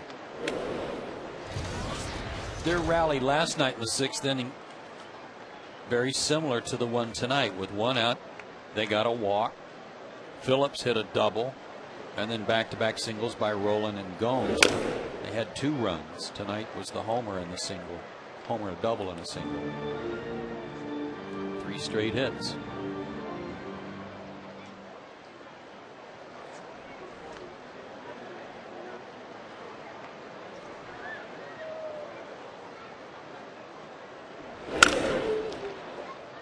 Right at Infante. Throw is high, but good footwork by LaRoche. 1 down.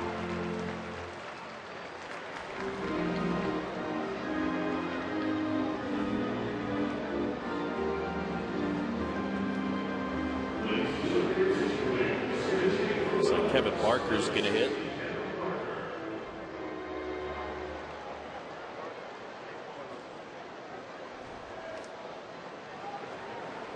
So Kip Wells done for the night. Great night for him. He's probably a little leery of coming out since the bullpen blew the win for him last time out.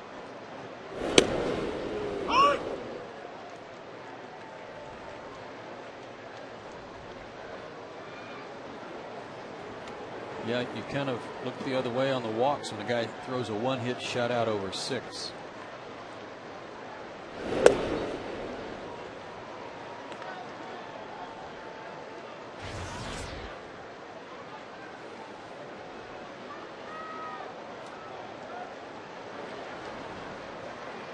Jurgens ready to go now. A 1-1.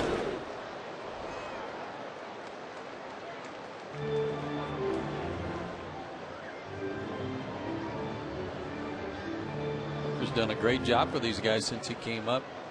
Pinch hitting, 5 for 10.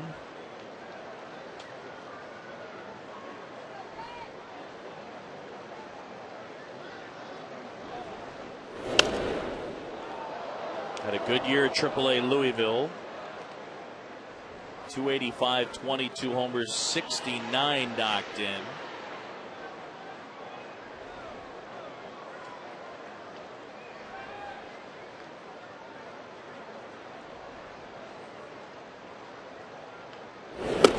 Got him swinging.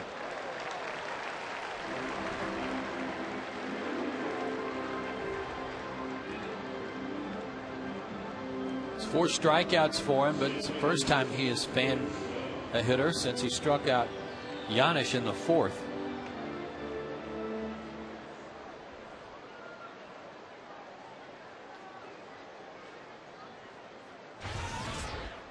Two down, and it's Drew Stubbs. And there's a strike. Another 2 outs. I wanted to ask you something about Kevin Barker.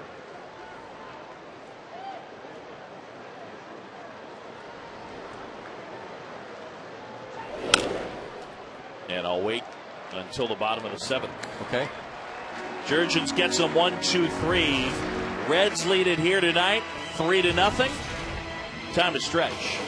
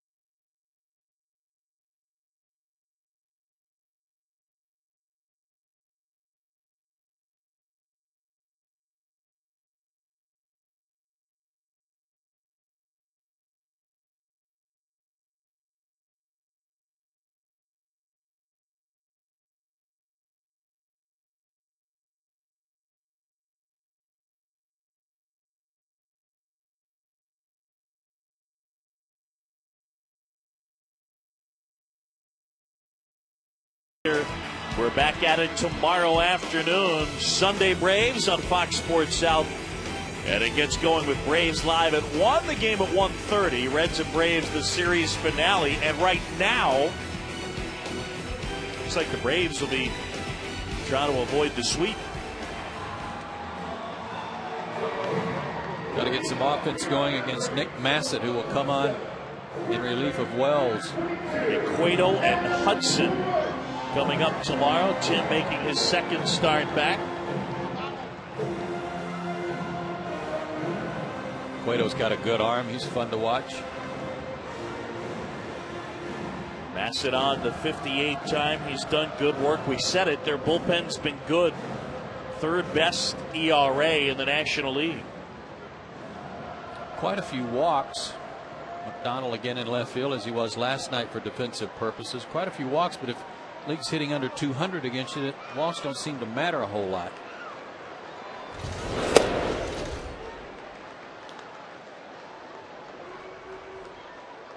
Hasn't allowed a run and only 2 hits in his last 4 appearances.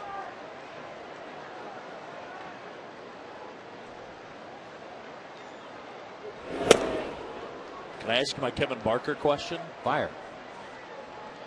So here's my thing. I know that people talk about the idea of a 4A player. I don't know where I stand on that one, whether I believe that that guy actually exists or not. Kevin Barker has been a professional since 1996. He has hit 20 or more homers in the minors 7 different times. He has a lifetime minor league average of 272. His lifetime on base percentage in the minors is 358. His slugging is 481. He's been at it a while. We gave you his numbers this year. How come no one will just have the courage to say, you know what, he'll be cost efficient, let's give this guy 400 at bats? Ripped to right, turned around as Ballantine. Oh, a circus catch. Wow. Bobbled it and caught it and stole the hit from LaRoche. Oh, man. It's not too often when an outfielder's having to go back that he loses the ball and recovers. But he's so lucky that ball went straight up in the air and not straight down. That was ridiculous. Yeah. And he knows it. Nice recovery. So 1 out, bases empty. And it's Omar Infante. I would say that there are teams that players like Barker play for, Boog, who look at a guy and say, he has no position. If he's in the American League, he's got a shot because he could DH. But you look at the American League teams and their DHs, those are guys that have been hitting 20 or more homers or 30 or more homers for a long time at the big league level. Yes. So that's not a great answer, but that's one I heard repeatedly about some guys I played with in the minor leagues that always put up good numbers. Where are you going to play them? Yeah, either first base or outfield. A line drive towards the right field corner. Infante racing for second, and he's in.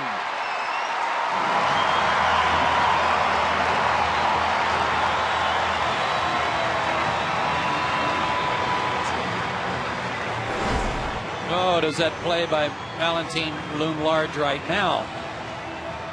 Because this double would have played it a run.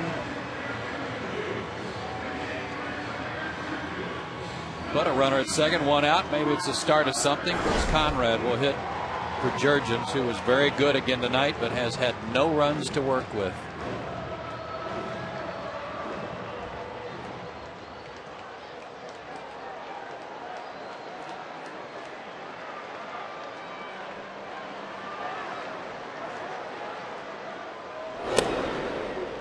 Braves with just 1 run in their last 19 innings.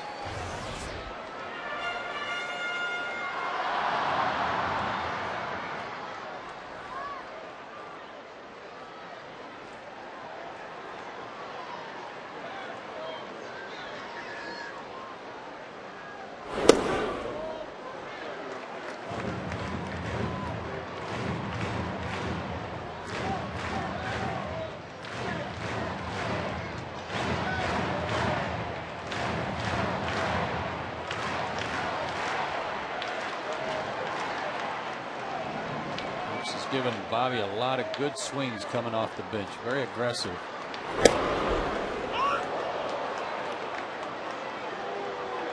95 on that fastball from Massett.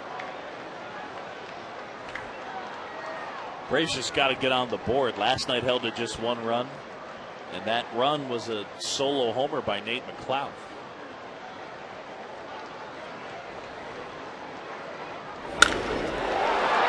Brooks barrels this up pretty well. Center field. Well hit and nice grab by Stubbs. Wow. Oh my.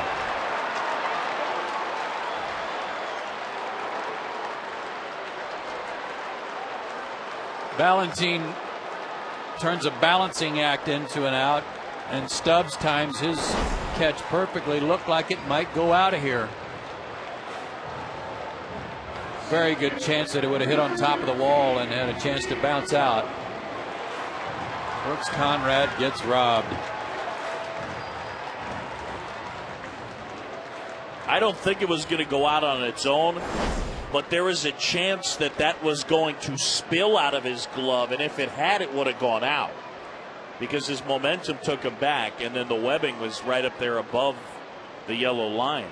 Man, Conrad stung that. That's just kind of the way things are going. And that's the way Brooks Conrad has swung the bat since he first got called up earlier this year.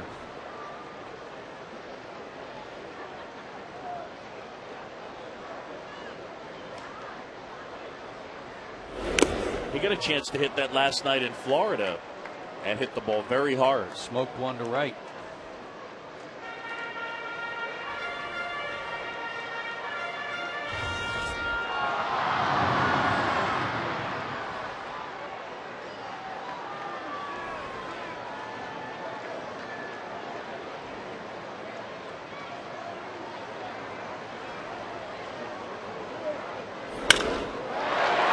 Base hit into left center field. Braves are on the board.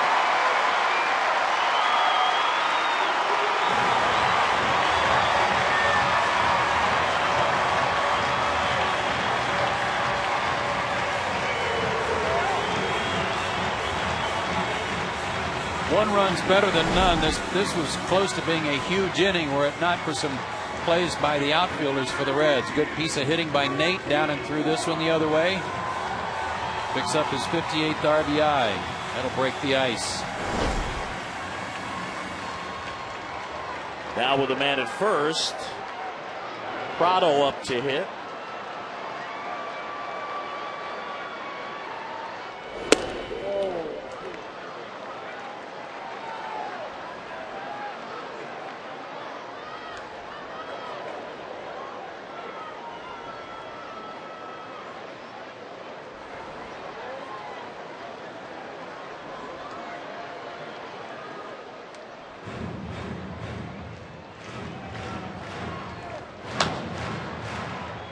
Gonzalez is loosening.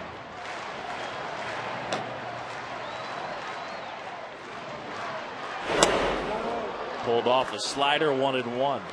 Yep, Martin, again, last time up, he just ripped a ball to left field, but right at Sutton. But appears to be a little pull happy right now that's resulting in a lot of those fly ball outs. And it's something when he was in a mild funk earlier in the year he talked about, that he got too pull happy. He's got such a good swing and good stroke going the other way when he's pitched that way.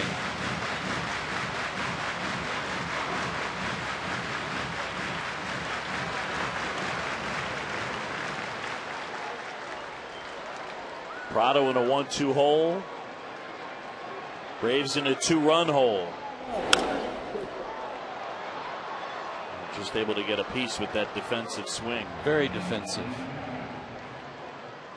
And one of those swings where it looked like he had committed to something inside and had to fight it off the other way.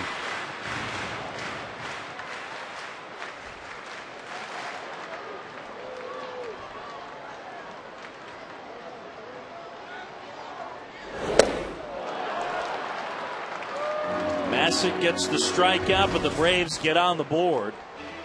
And Ballantine with a brilliant catch. 3-1 game.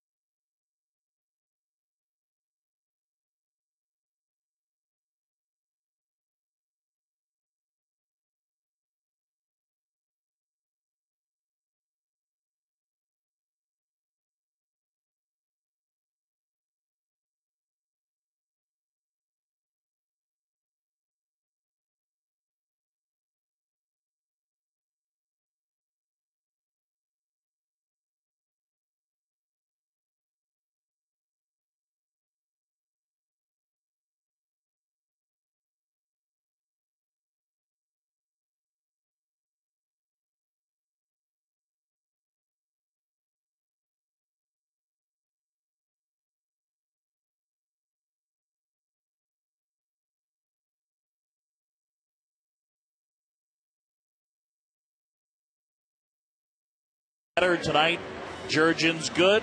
Wells better. And Joey Votto a big 2-run homer. McLeod, like last night, getting the Braves on the board. It's deja vu all over again. Hey, time now for our AT&T call to the bullpen. The left-hander was up, and the left-hander is in. It's Mike Gonzalez taking over for Jair Jurgens. Mike's had a couple of days off, has not pitched since he gave up that home run to Wes Helms in Game 3 against Florida.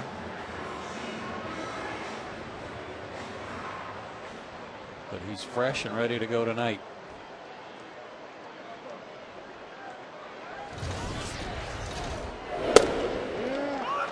It's the first run he'd given up since the All-Star break, correct? Is that right? I believe that is correct, yeah. Or at least first earned run.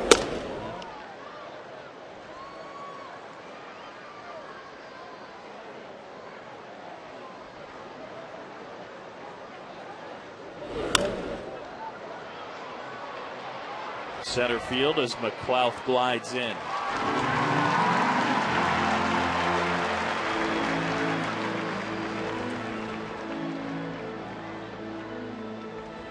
Again, Votto up there. 3 at-bats, 3 first pitch swings. The last one for a homer.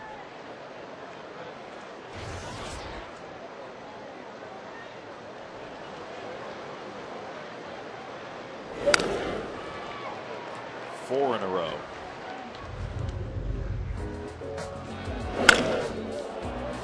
Pretty much a no-doubter there. Nate McLeod gave it a look, but he knew.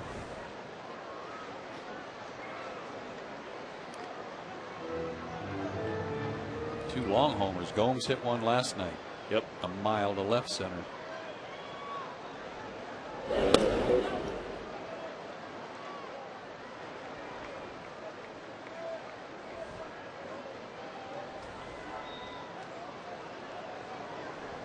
Two and one to Joey Votto. Mike back to work. This is the beginning of a long road trip for the Reds. 3 here, 4 in Colorado, and 3 in Chicago.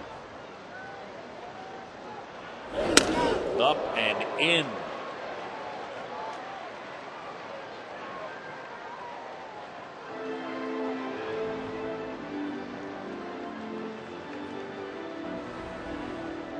Here, Colorado, and then Chicago? Yes. 4 in Colorado, 3 in Chicago. It's an interesting trip geographically.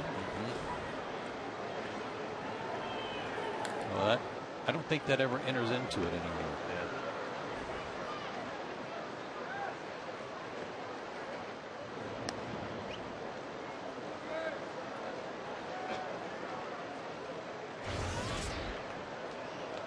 Brandon Phillips now with one down, man at first. Phillips double his last time up. He's also grounded out, and he's flied out. He's definitely locked in. Yeah, it's hard to see where that wrist is really bothering him. If it was really bothering him, I don't think you'd see quite as much bat waggle as he has. I mean, that's something that would irritate it a lot if it was really bothering him. I mean, those numbers right there are since the wrist injury.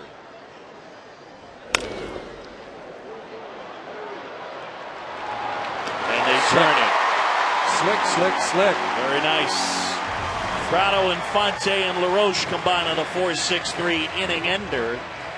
We'll go to the bottom of the 8th at Turner Field.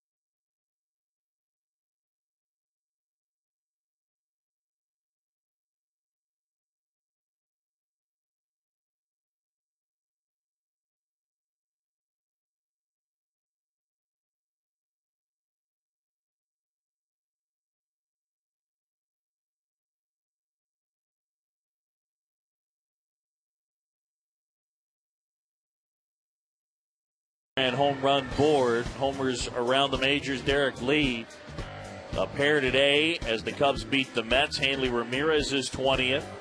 And on the AL side, Teixeira for the Yanks, Bay for the Red Sox, Longoria for the Rays, and Paul Konerko touches them all.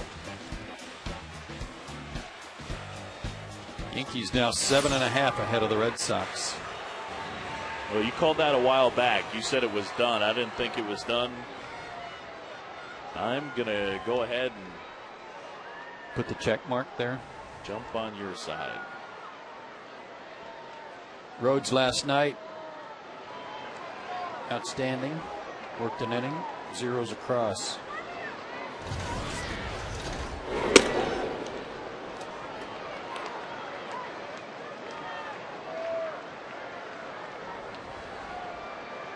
Chipper tonight 0 for 3.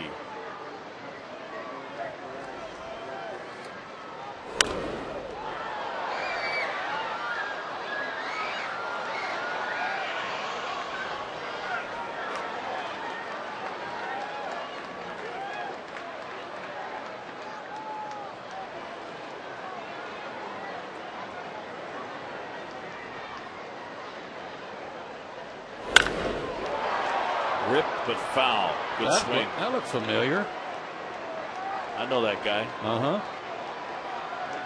Pitch down and in.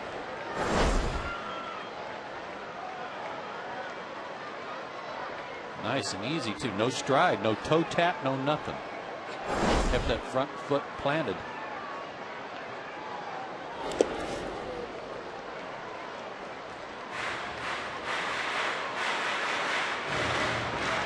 It's interesting. I wonder if that's something he's talked about with TP, eliminating the toe tap.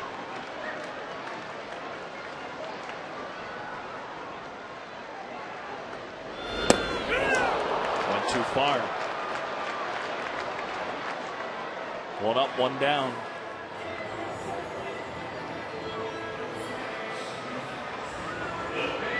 Didn't help him, but look how much his body sways, Boog, even without the tap. It was a breaking ball, so he's going to be a little bit out in front, but look how far his body went forward on that, even before his hands committed.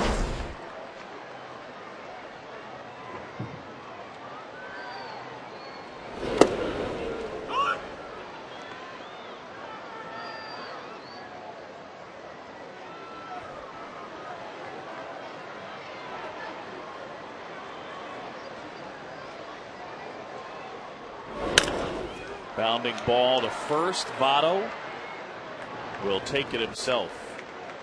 Take a look at this. Chipper says, you know, there's a lot of there's some sway in my swing anyway, but here's the front shoulder. Now watch as this rolls, how far he moves in front of that line. Head and everything. That's a lot of movement to take your body and hands to get to the ball. You got to keep that front shoulder back and not let it commit quite so much. One of the things he's fighting.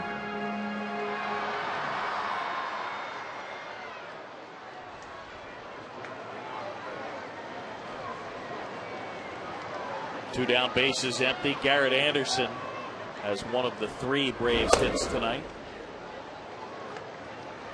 Chipper struggles 8 for his last 66. Never had to deal with anything remotely close to this.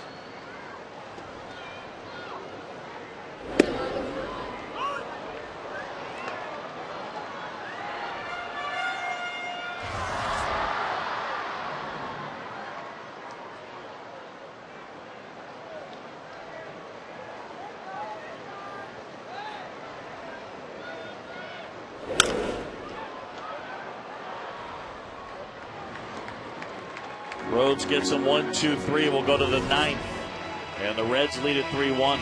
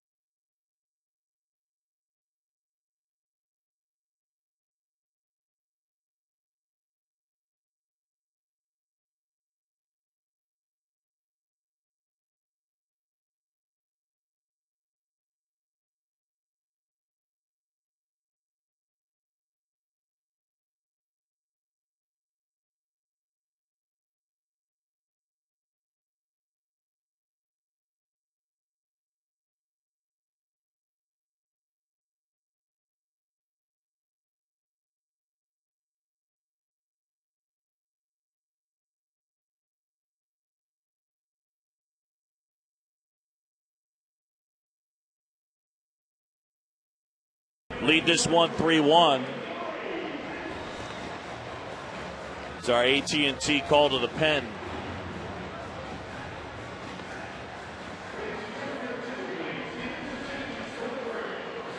Rafael Soriano on the hill. Braves closer, his 62nd appearance. And a couple of changes in the outfield as Matt Diaz moves from right to left field. And into the game and right, it's Reed Gurecki. Roland, Ballantine, and Sutton for the Reds in the ninth, who were bidding to make it 11 of their last 13. Talked about that at the beginning of the broadcast, Boog, about the Braves running into a hot Padres team that has a horrible record but beat the Braves 2 out of 3, and a hot Reds team that's 12 games under 500 but has really rallied lately, and this would be their 6th win in a row if they hang on and win. Be the Braves' 4th loss in a row.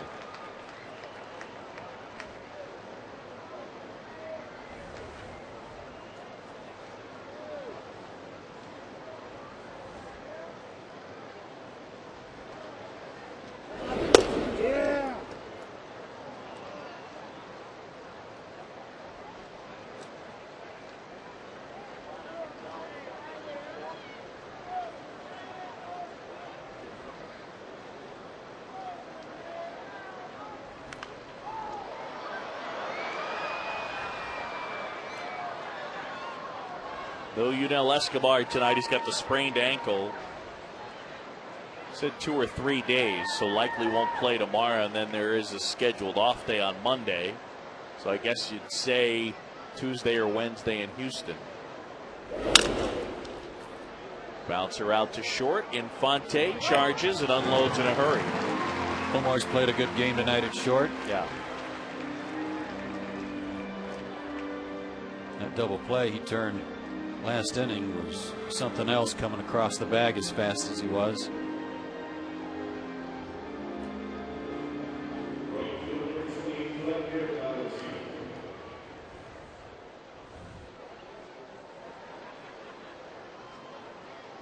He can play anywhere, as you see.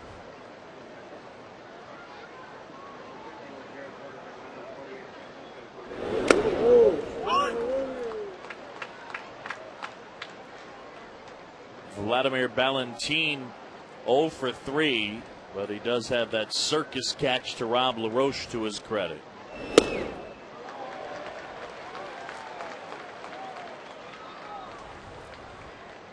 The inning that could have been if he doesn't catch that, and if Conrad's ball had just another foot or two of home. Omar again fields and fires. Here is that catch. Adam LaRoche was leading off the inning, hit a rocket that was juggled and caught by Ballantine.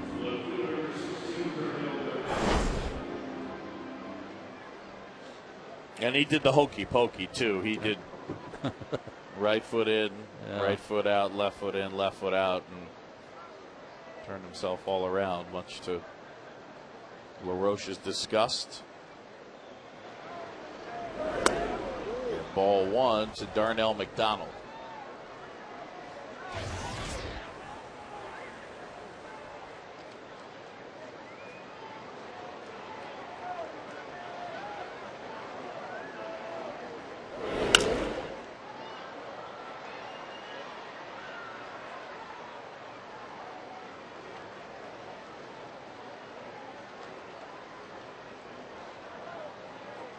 Braves got 7 good innings from Jair Jurgens.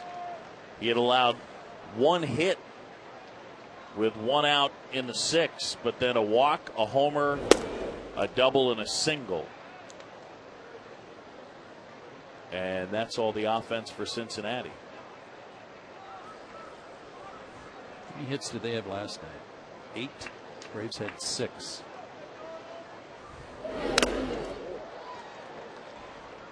Tonight the teams have combined for 7.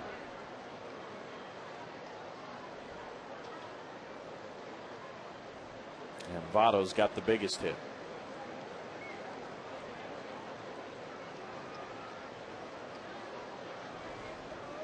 Soriano's 2-2. Shallow right, Reed Gurecki.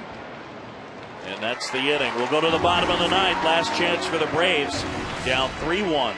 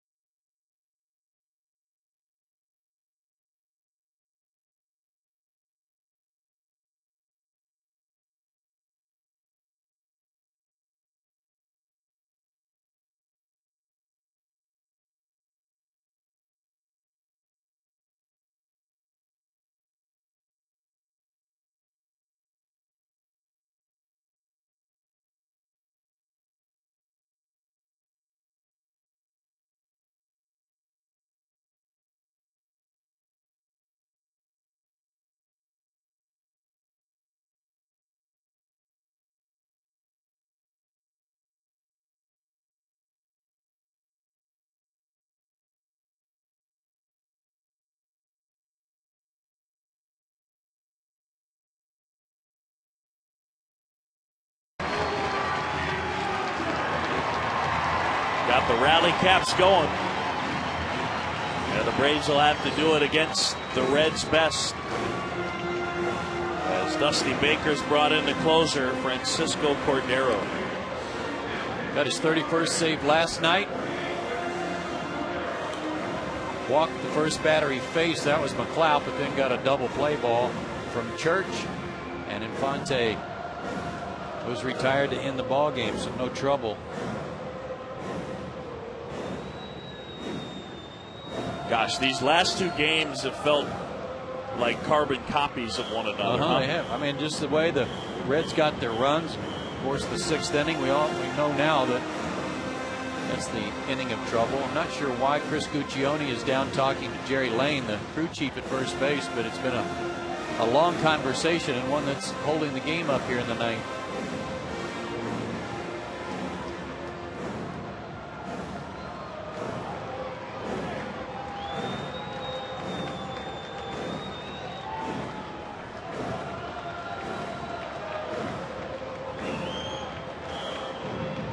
Making a motion with his arm with the lineup card in his hand, indicating that it was a straight up move, meaning that Cordero would bat in the 9th or in the spot vacated by the pitcher in the 9th spot.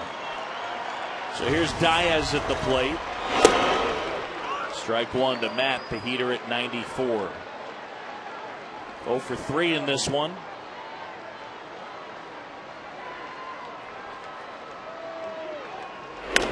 So it has been a rarity to hold Captain Caveman without a hit. Only 3 out of 20 that he's been hitless.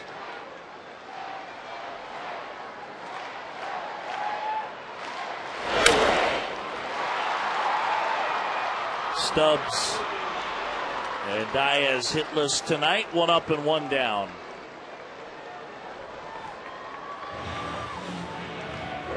Need a base runner. Bring the tying run to the plate.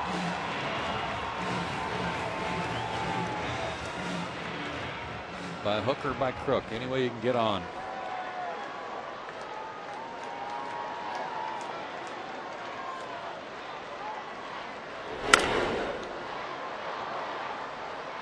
LaRoche fouls that off out of play.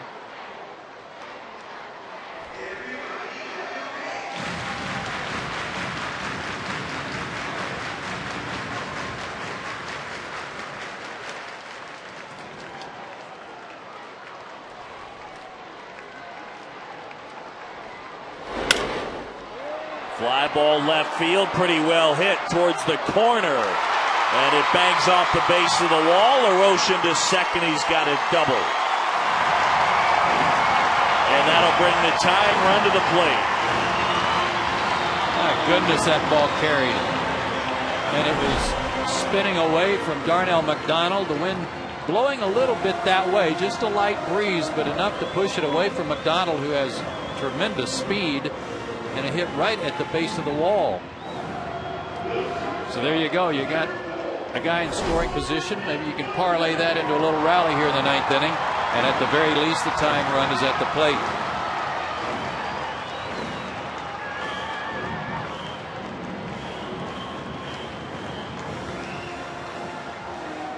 Omar tonight with a double. He's also popped out and wrapped into a fielder's choice. Yeah, I mean, she's got the rally cap on.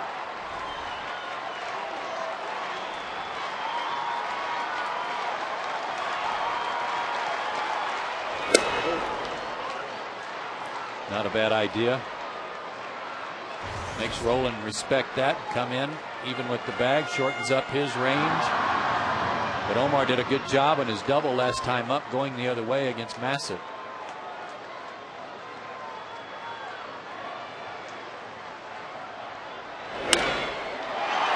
Right center field, Valentin. He's got it.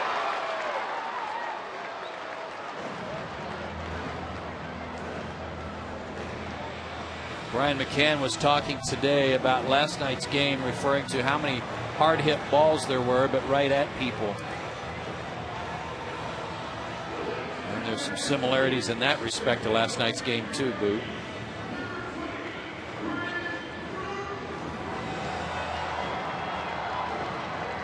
And Greg Norton's going to come up to hit.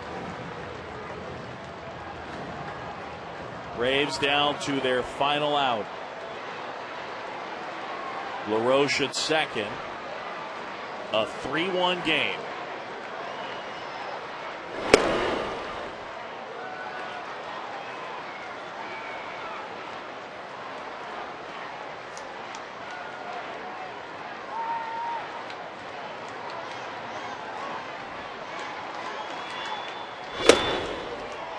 Six.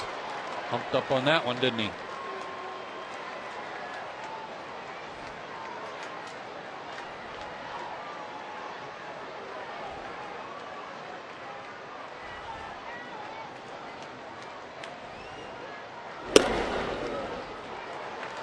Two and one now.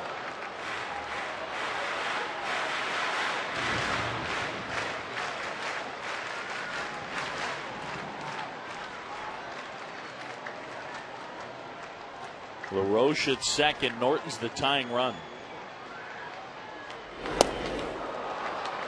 And it's 2-2.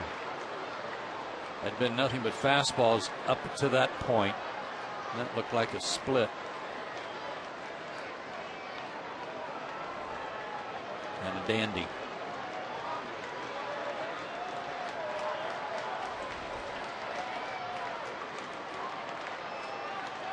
And the 2-2.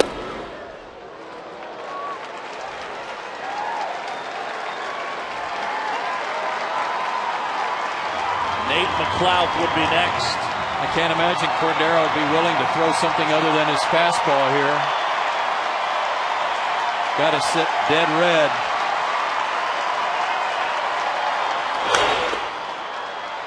We got a piece.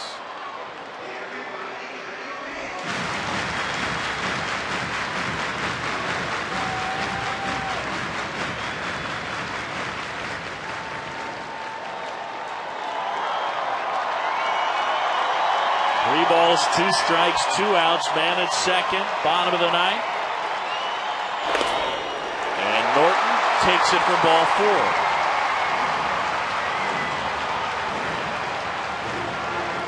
So the tying run is on base. And it'll bring up McLeod. Nate's 2 for 5 against him in his career. I don't know that he faced him last night. Yeah, he did. He drew the walk from him.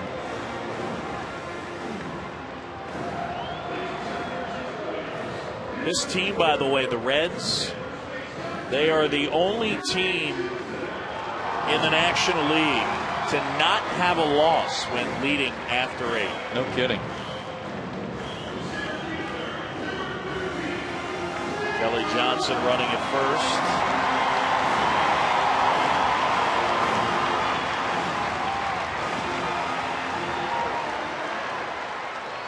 Gapper ties it up. Now that Kelly's out there.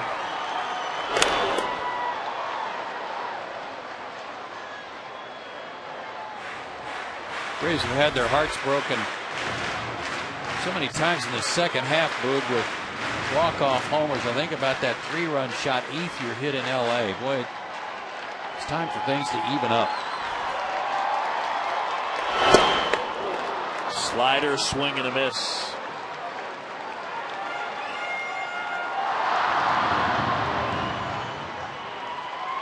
LaRoche at second.